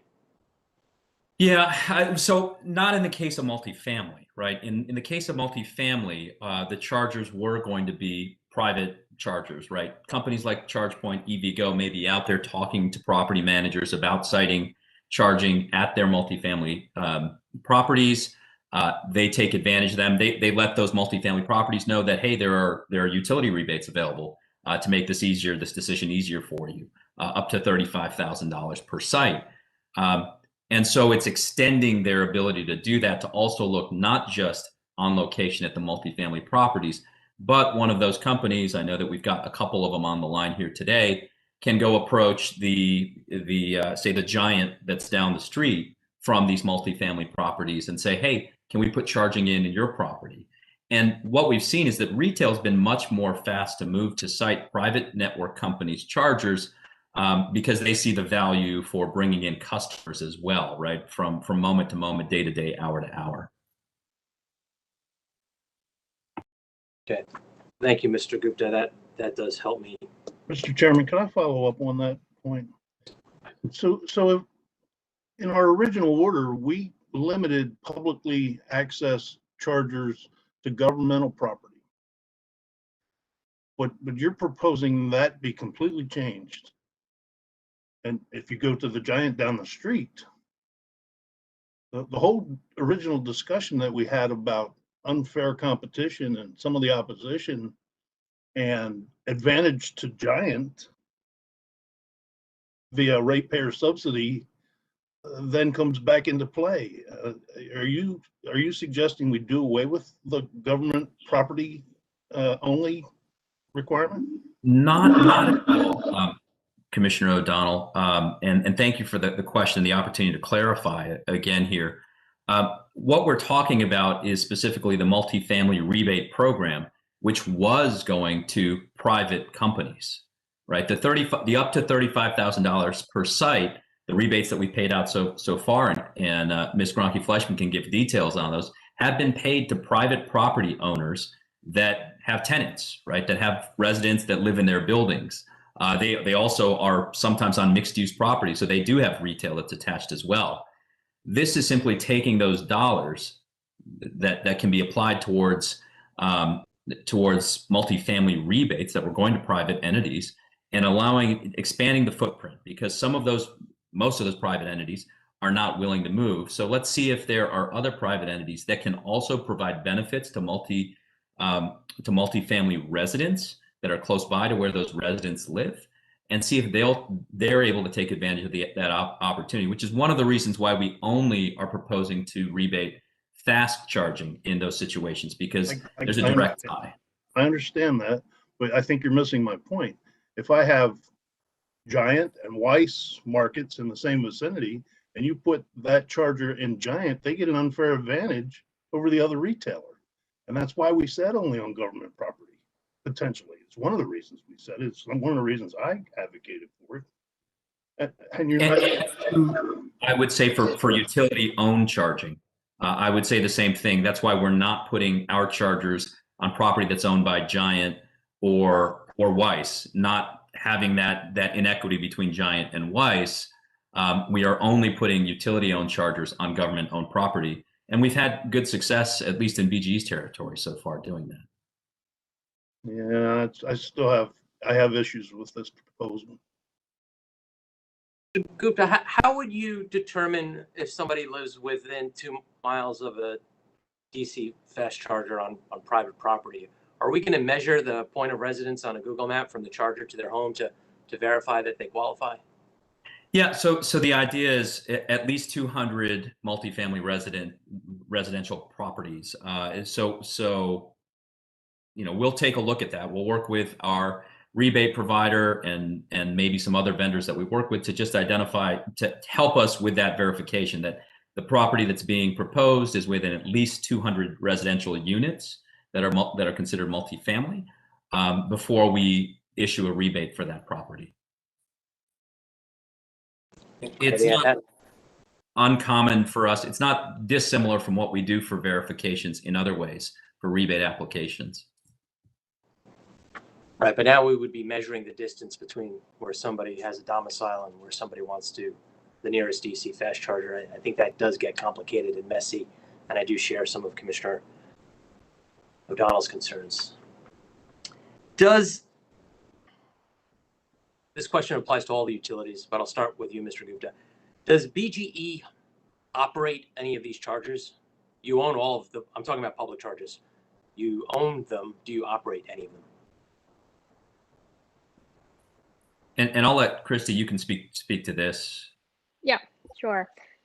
Yeah, so we do own and operate the charging stations. We are contracted with Greenlots, who is our network provider. So when a customer uses our charging stations, they're effectively paying Greenlots for that transaction, and then we're provided the revenue that's made on those charging stations. Okay, so Greenlots is a network operator. Is that the term you just used?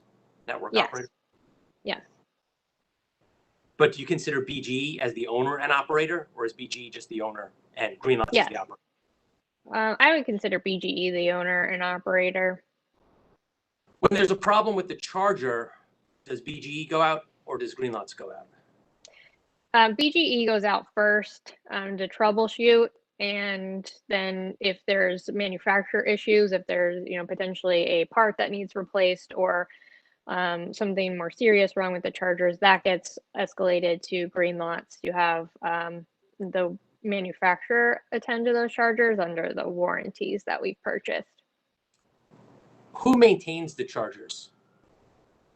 BGE has a contract with an electrician that does the annual maintenance on the charging stations. So it's just once a year somebody goes out to the charging station?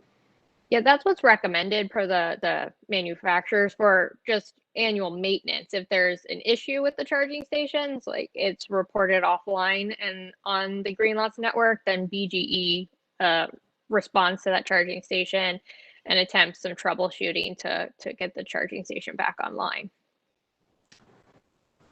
Yeah, when you're at a gas station, the gas station owner would probably clean the pumps once a day, wipe down the dust off of the gas pump. So nobody's doing that at the BGE chargers. No daily maintenance, unless there's I a wasn't problem. expecting daily maintenance. I told some of my colleagues I am beginning to do spot checks at some of the utility-owned charging stations.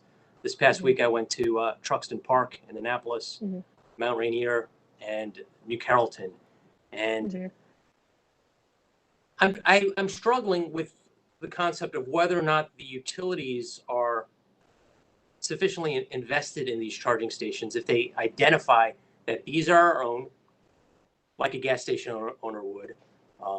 If you have a choice, if you're driving your car and you have a Shell station on one side of the street and you have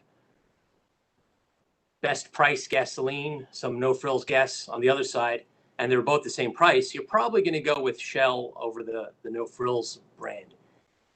And I expect that that's a competitive advantage also for the utility as well. If you have, let's say, a Pepco charging station versus XYZ company that nobody knows about. And I see that Pepco and BG and Delmarva, I think all the utilities, PE and SMECO, are wrapping their charging station. But are they doing anything more? Are your utilities doing anything more to capitalize on that competitive advantage that I think is valuable? And I think the folks at EVgo and ChargePoint would probably agree with me. But I don't necessarily see the utilities doing that. Maybe we'll start with Pepco or PHI. We'll hear from the other utilities, and we'll end with BG.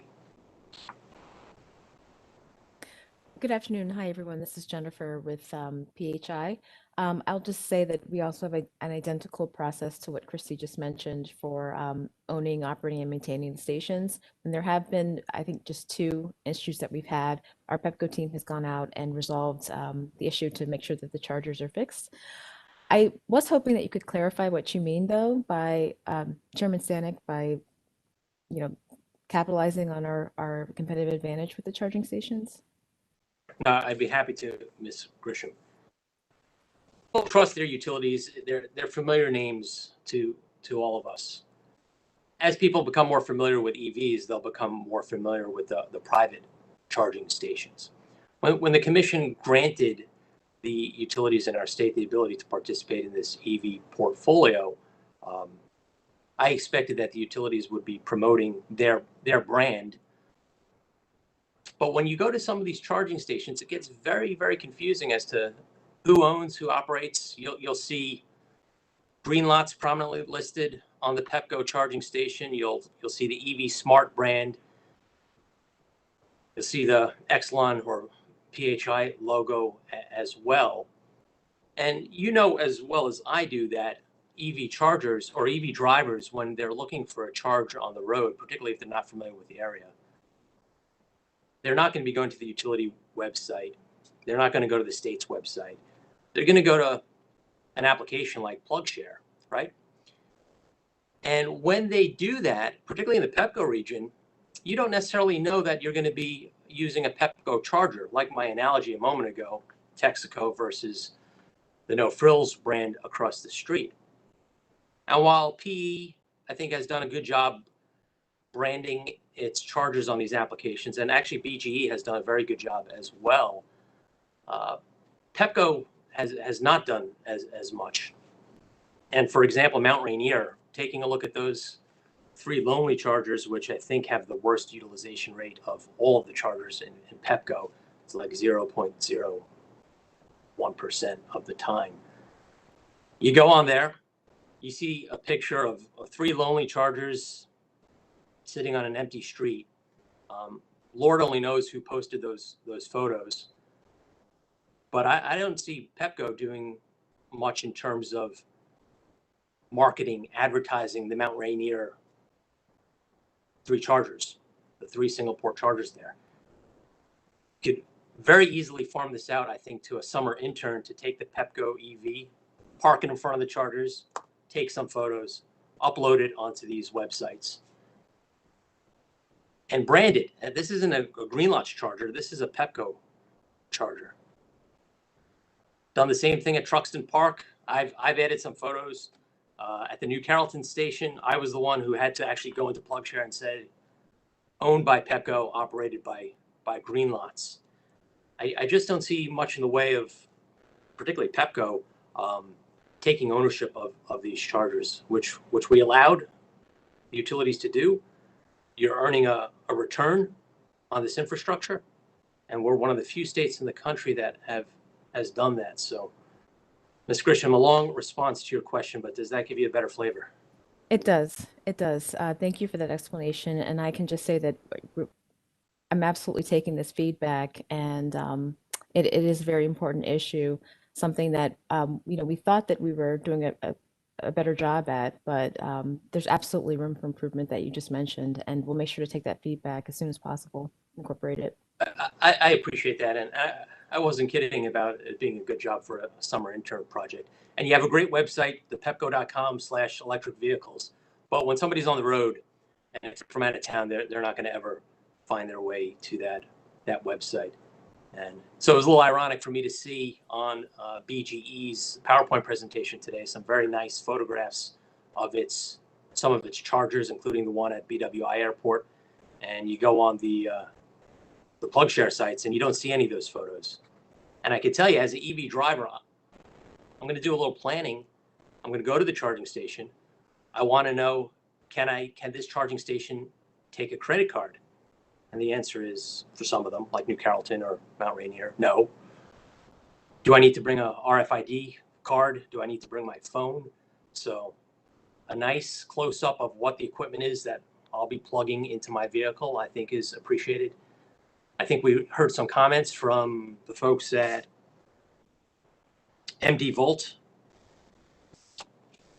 stating that, hey, to the extent you have amenities, if folks are going to be using some municipal charger or charger on municipal land, there has to be something nearby. And that information should be put in these apps. I think that'll be helpful. That could definitely draw more folks, because when I take a look at those photographs that are currently on the Mount Rainier website, I'm not going to that charging station. Looks kind of out of the way. There's restaurants right nearby, a block away, but you wouldn't know by taking a look at the amenities listed on these common share applications. And I should note that when you go to PlugShare, those photos, all that information goes right to Greenlots. So if you go to the Greenlots website, it's all common shared applications. Again, I think Potomac Edison and BGE get a gold star in terms of taking more ownership. You can clearly identify that these are utility-owned chargers. SMECO will come back for you in 6 months after you have more than one in operation. I'm going to have a few more questions, but I'll take a break and turn to my colleagues again.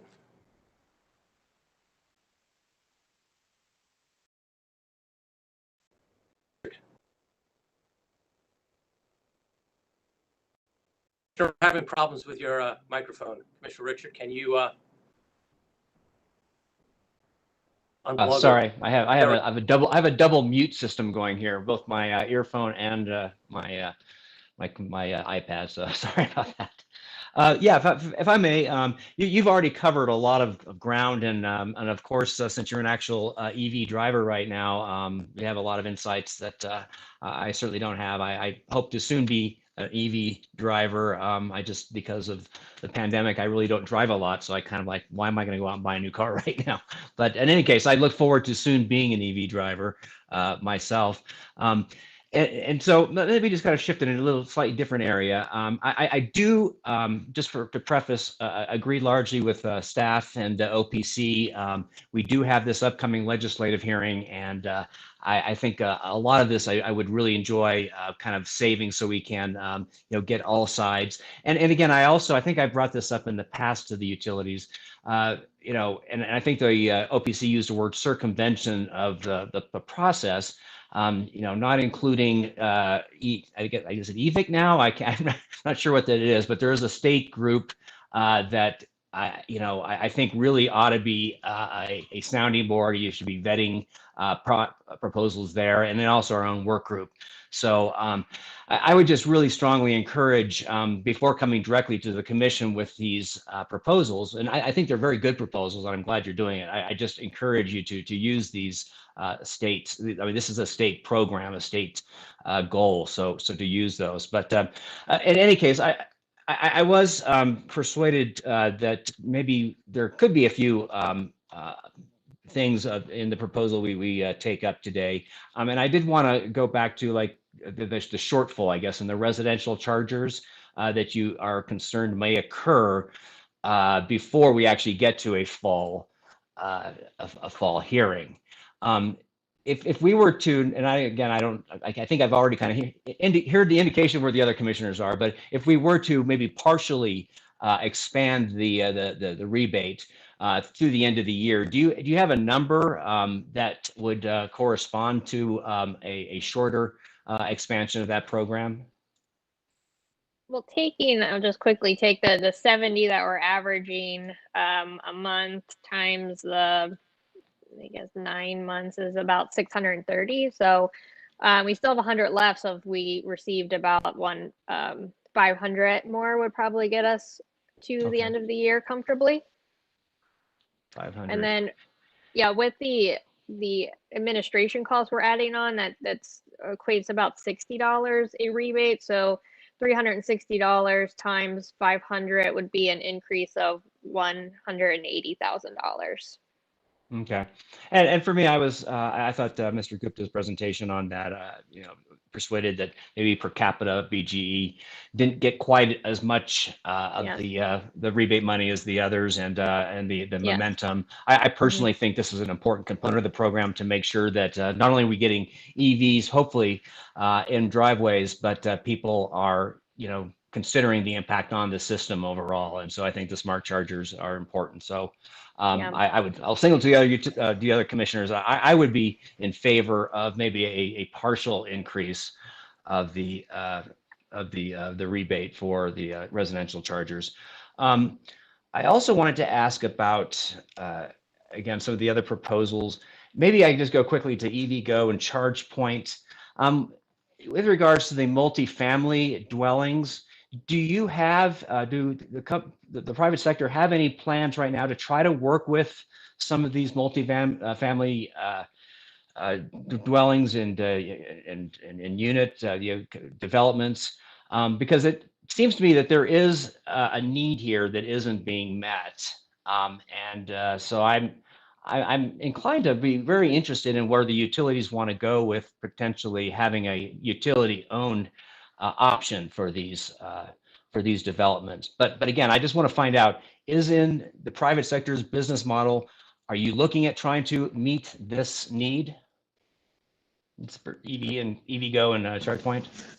Hi, thank you very much, Commissioner Richard. Kevin Miller with ChargePoint. I'd be happy to take a crack from ChargePoint's perspective. Multifamily sector is incredibly important to ChargePoint's business model. And our business model isn't to own and operate the chargers themselves.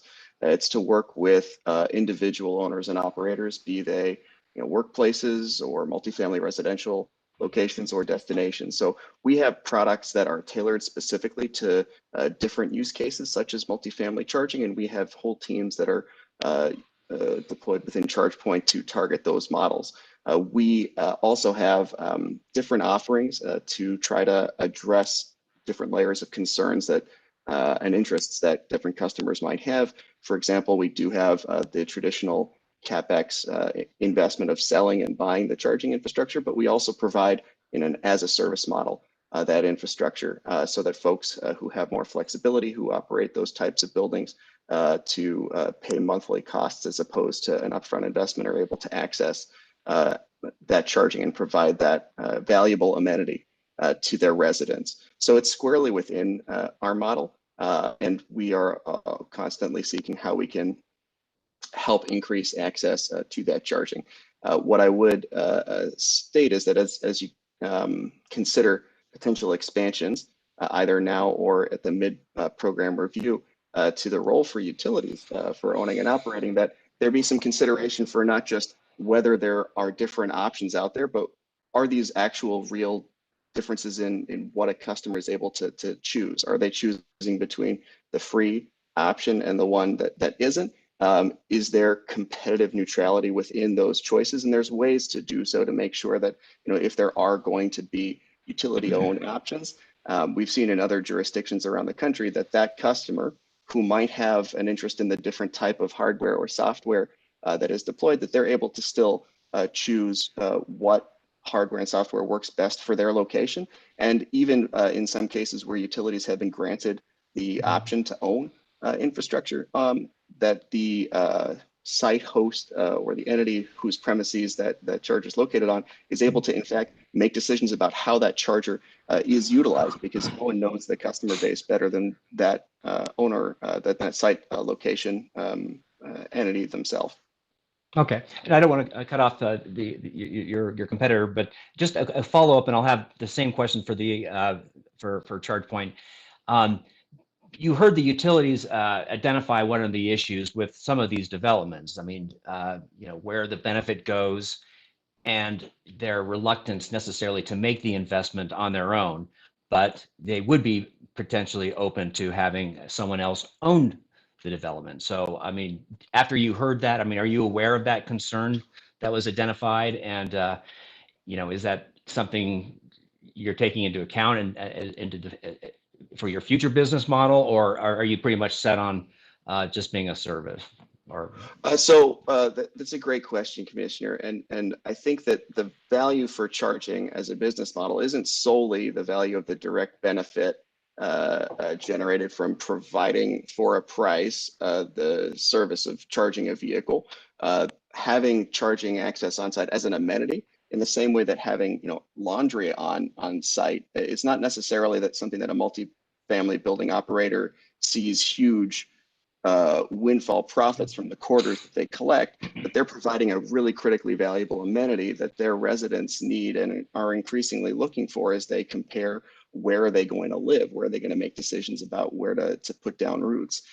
So I think looking at both those indirect and direct value propositions are ones that are really helpful.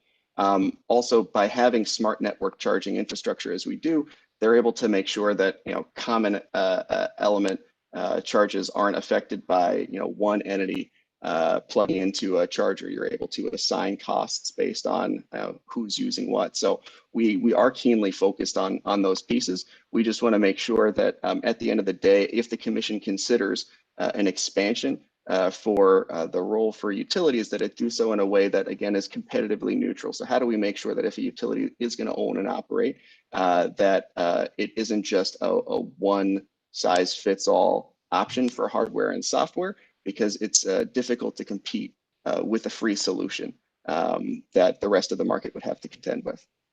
Okay, fair enough. Does EVgo have any thoughts on that? Sure, thank you, Commissioner. So EVgo owns and operates public fast charging infrastructure. And I will share with you one statistic, if that's helpful, and maybe expand on that point.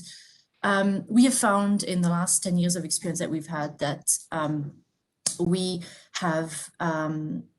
we've seen certainly an important need for availability of fast charging infrastructure, particularly for residents who don't have access to a dedicated parking garage or a dedicated charging, particularly those in more urban and suburban environments, particularly where there's a prevalence of multi-unit dwellers, so residents of apartment buildings. In fact, the ICCT, the International Council for Transportation, has a stat that essentially highlighted that about that DC fast that residents of multi-unit dwellings rely on public fast charging for 50 to 80% of their needs. Now, one thing that I want to be perhaps that I would share that I think we should be mindful of is that from our experience, you will typically see public fast charging cited around amenities so that charging is more ubiquitous. So if you are citing chargers where people live, work, and play and go grocery shopping, that prevalence of charging in and around those amenities will make it easier for people to transition or to get into an EV, so that when you are doing sort of your on-the-go activities as part of your day-to-day, charging becomes sort of as Kevin has mentioned, an amenity part of those activities. It's so we found that citing chargers around those types of locations is important and helpful. I think that we have to be mindful of when we talk about serving MUD residents. I think you'll see more of that type of a location that I've just described, rather than putting DC fast charging in MUD locations. I think you'll find that because of the longer dwell times and people charging overnight, whether they have a single family home or they live in MUD, level 2 is perhaps more suited for that type of use case than DCFC. And I think DCFCs will be more prevalent for on-the-go charging in and around town as you're traveling and for your day-to-day needs. So I just wanted to maybe clarify that point. But certainly serving residents of MUDs is an important part of what we do, and particularly why we focus on really the location and the dwell time that in as part of our network planning activities. Okay. No, thank you. That I appreciate better understanding how the competitive side of this is working.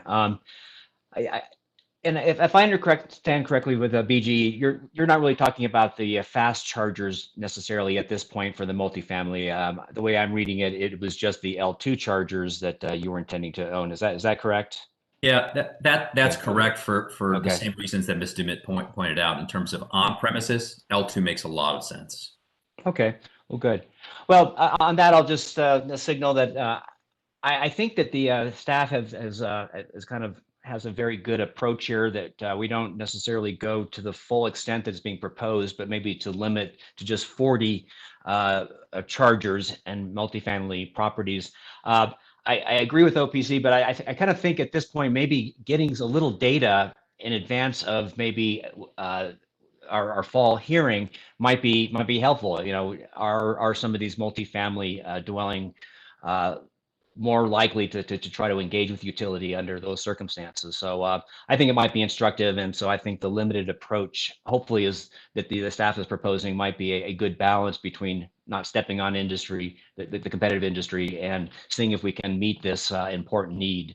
And can I just ask one more question? This is really to staff. I was very interested also, for the same reason I was interested in the chairman's questioning, because he's an actual driver of EV, but I was interested in the MD Volt comments.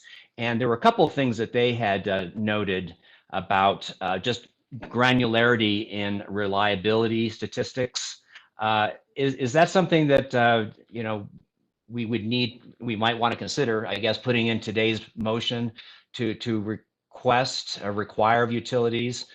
So we have that data. And then the other is about signage, if there's something we can do on signage. But Mr. McCullough, if you have any thoughts on that? Sure. Good afternoon, Commissioner Richard.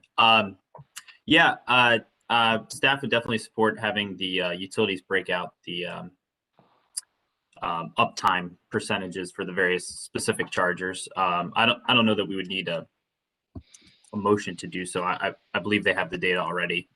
They could probably just provide that in the next report. I guess they could make us aware if they don't have that data. But yeah, I think that's a great point to have that split out by charger. That's a very important issue for all EV drivers, to make sure the charging station is operable when you arrive. And to the second point about signage, I believe we've kind of addressed this before. I mean, I definitely would agree it's important, but I don't know, you know, the legal ramifications or if we have that kind of jurisdiction over that. But I think any kind of signage to make aware that charging stations or, you know, the parking spaces at these charging stations are only for EV drivers. And, you know, I know some states or various other entities are considering fines and things like that. But yeah, signage is definitely important. I would agree with that. Okay, good. Yeah, I just thought anything that maybe we are, you know, including in our program. I don't know if we could just ask the utilities, please put one of these internationally recognized signs, and hopefully that at least helps resolve some of the concerns that MD Volt raised. So with that, thank you very much, and thank you, Mr. Chairman. Thank you, Commissioner Richard. On that last point, it is unfortunate we have not been able as a state to pass any state law to enforce restrictions on parking in an EV parking space. I know there's been legislation over the past few years that has not gone anywhere. So if a vehicle with a combustion engine parks in a space marked for electric vehicles, the local authorities cannot even ticket them or tow them, which is surprising. Yeah. And I've just observed people use it as a loading, unloading, or just kind of waiting space. Sometimes it's not even parking it, but it's being occupied and not available to someone who may want to charge. So thank you, Mr. Chairman. Thank you. Going back to the semi-annual reports, there's an outstanding question regarding the collection of Maryland sales tax, where the Exelon utilities are charging 6%, whereas Potomac Edison is not. SMECO, I don't believe, is either.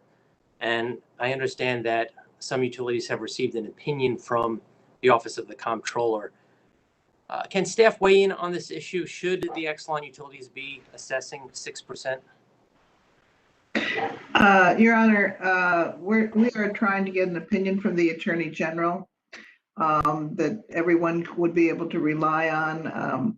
I don't believe the sales and use tax applies to the sale of electricity, which I imagine is what this would be applicable to. But since there seem to be conflicting opinions floating around, we wanted to get the word from the Attorney General's office. Receive word from the Comptroller's office, or did one of the utilities share that opinion with us? Yes, Mr. Chairman. SMECO did reach out to the Comptroller's office, and there was an email provided with their opinion that the sales tax should not be applied to electric vehicle charging stations, to provide that to all the utilities. Mr. Chairman, I just want to confirm that is indeed the case. Thank you, Mr. McDougall. Mr. Trout, does PE collect sales tax? Not at this time, Mr. Chairman. We've been diligently investigating this issue, and but frankly, we think a statewide solution applicable to all the utilities one way or another is the way to approach this. But yeah, we've been trying to figure it out too. Okay, and does Exelon have a position?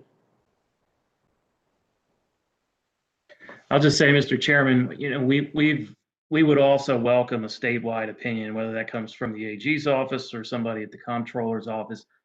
I realize SMECO did receive that email, but we have also heard reports from members in the EV community that also got reports from the Comptroller's office, different employees stating the opposite. So at this point, you know, we think there's some confusion, and you know, our tax professionals said that, you know, this is a good or service, so we think it's eligible for the tax. So, you know, we erred on the side of inclusion. It doesn't add to the price of the charger experience. It's part of it. But we thought it was in line with what our current tariffs say and the advice our tax professionals gave us. But like I said, we would welcome some clarification on this. I was actually unaware, Mr. Herson. So of your 17 cent per kWh, the 6% is actually included in that advertised rate? That's correct, yes, because it's the way the tariff works. It ties over to the Schedule G and GL, which is subject to, I think it's Rider 3. which have all been approved by the commission, which says that, you know, the rates have to be inclusive of the taxes. I learned something today. Thank you for that. And Mr. Chairman, that would be the same for the PHI utilities. Thank you, Mr. Michael. And Mr. Michael, just to get you on the record, to get PHI on the record, do you share the same response as BGE in that PHI is the owner and operator of these chargers? Yes. Okay, thank you. I might as well get the other two utilities on the record as well. Both SMECO and PE, do you consider yourselves the owner? Well, you are the owner. Are you the operator of your chargers? Neil Keating from PE, Potomac Edison, yes, both owner and operator.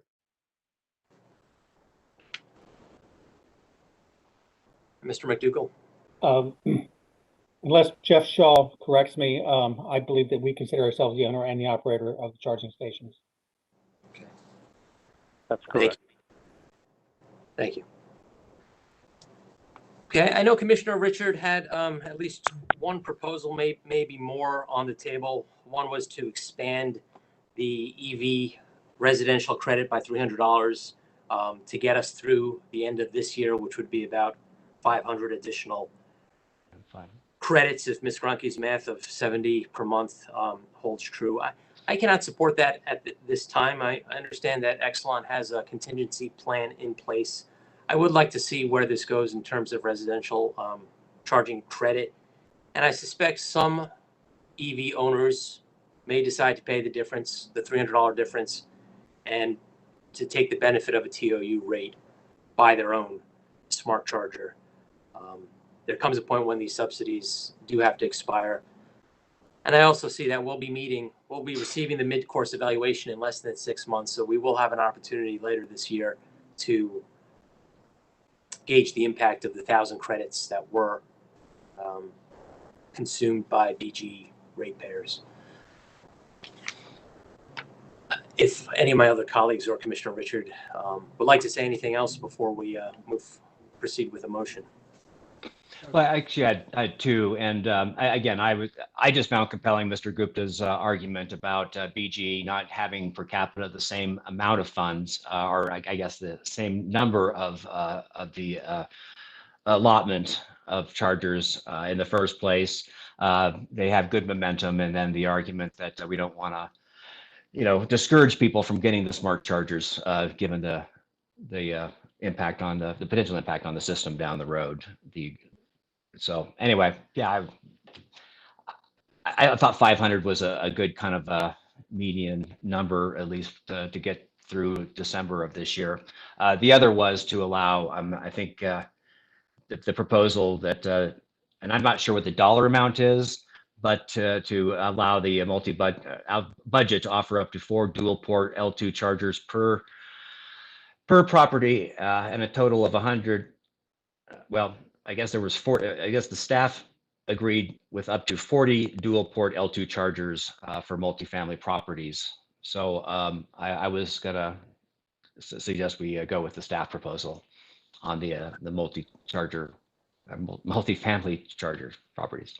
Multi-port charger properties. Yes, I concur with staff's recommendation as well on that item. I will, Commissioner O'Donnell.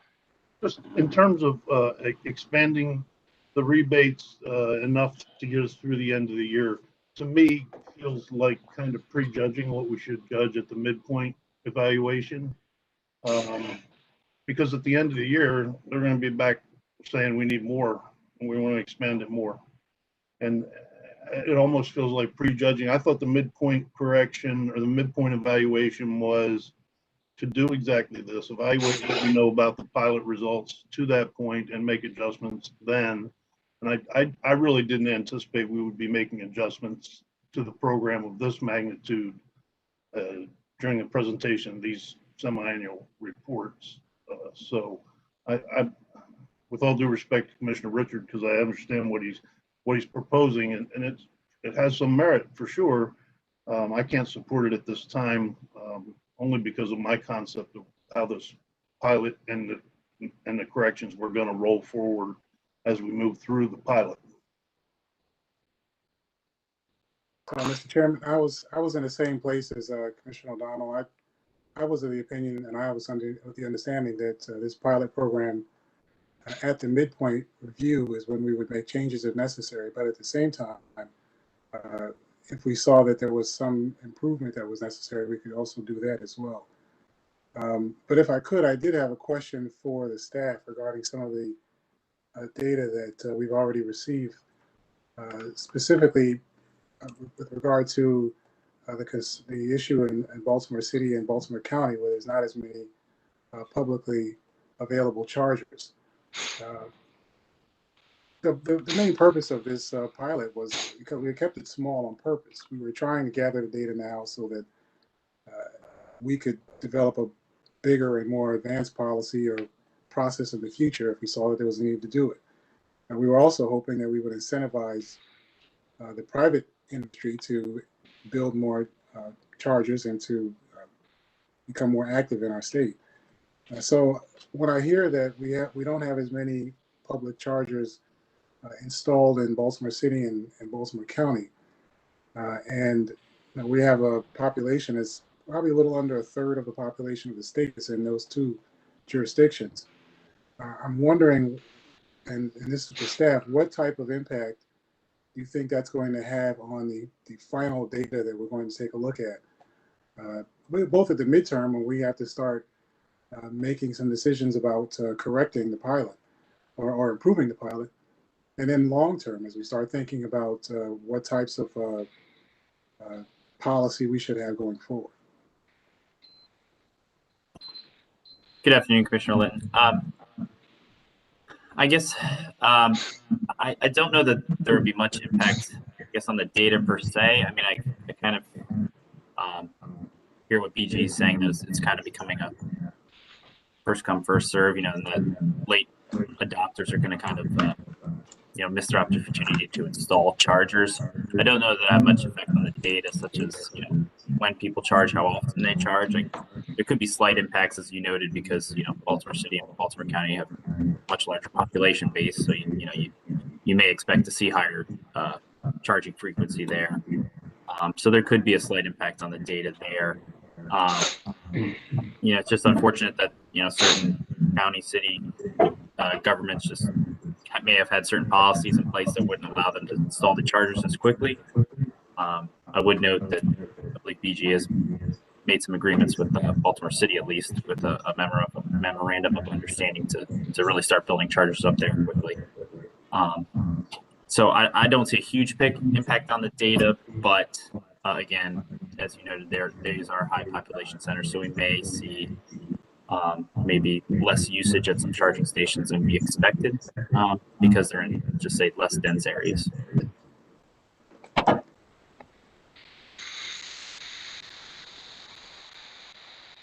Okay, you're muted. I was unmuted. I muted myself. I still think there's potentially some impact here,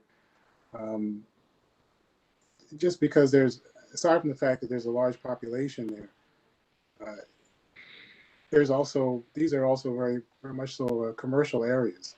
We have a number of statewide agencies that are in Baltimore City, and people from other parts of the surrounding counties actually travel in and spend extended periods of time in the city, where some during the day charging could occur. So I'm curious, and I guess I'll pose this for BGE. Was there any consideration given to instead of making it more of a first come, first serve approach, to reserving some chargers for some areas of the state where we need to collect data at this point? I guess at this point we're going to see a lot of data that's more influenced by the counties that got chargers. But for areas where we know a lot of population not only lives but works, we're not going to see as much data. So I just feel like I don't know what the impact will be, but it's got to impact something. I'm just not sure what. Thank you, Commissioner Linton. And I'll note that's exactly the approach that we're taking is the approach that you're suggesting, which we had allocated a certain number of chargers for each of the jurisdictions, each of the counties, including Baltimore City as its own jurisdiction ahead of time. And we've held off on allowing the counties that have moved first in time from getting more than their allocation. So right now, Baltimore City still has all of the chargers available that we had originally reserved for them, as does Baltimore County. Starting to make good progress with Baltimore County. We expect to do the same with Baltimore City. And Chairman Stanek, to your point about branding and trying to leverage that brand, it's certainly something that we've been doing at BGE. And you'll be excited to see the chargers that our first chargers in Baltimore City are going in at the zoo. We're really excited about the wraps and the engagement that we'll get with the community around those too. So keep an eye out for those. So we are reserving these chargers. I think that the question about the amount of chargers being reduced because we would use the budget for DCFC instead of L2, that would reduce the amount of chargers remaining. And that's what concerned BGE more so in terms of shrinking the total 500 chargers available. So right now, we still have enough chargers reserved for these counties and jurisdictions that haven't been able to move as fast. I appreciate that. So, and thank you, Mr. Chairman. I'm in the same position as I was earlier. I think that it's better for us to wait as opposed to making too many significant changes. And I was influenced to some extent by some of the comments that OPC raised regarding, as we all know, the fairly significant commitment the federal government has expressed towards expanding EV charging across the country. I think within the next several months, we'll probably have some clarity as to what's going to happen with that. How fast it happens, financially, what the amounts are, I don't know. But we should have a little more clarity about what's going to occur at that level and how it potentially could impact what we do here. And so by the time the fall comes around when we're making our corrections, that could potentially have some influence and perhaps make available some options that we're not considering at this point. Thank you, Commissioner Lennon. I do share your position and Commissioner O'Donnell's that we should save the major proposals and changes for the mid-course evaluation. I am comfortable with staff's more minor recommendations here in response to some of the utilities. Commissioner Richard, did you have a comment? No, I guess just to get a clarification on your position on the 40 dual port L2 charger to multifamily properties that BG, well, as the staff is proposing as an amendment to BG's proposal. Does that count as to one of the staff proposals that you're supporting? Yes, that's, as Okay. I understand it, that's the recommendation of staff in the buck sheet. Is that correct, Mr. McAuliffe? Yes, it was to limit the 100 BGE owned and operated L2 charging stations at multifamily properties, limit that to 40. And that number was developed just because they had a maximum of 4 per site, so it limited to maximum 10 sites. I mean, excuse me, minimum 10 sites. Got it. Just Okay. to clarify though, on that, that doesn't include the moving of the multifamilies to a 2-mile radius, right? It's not incorporated in that? That is not included, Commissioner O'Donnell. Yes, so staff has pretty large concerns about providing rebates to the private marketplace.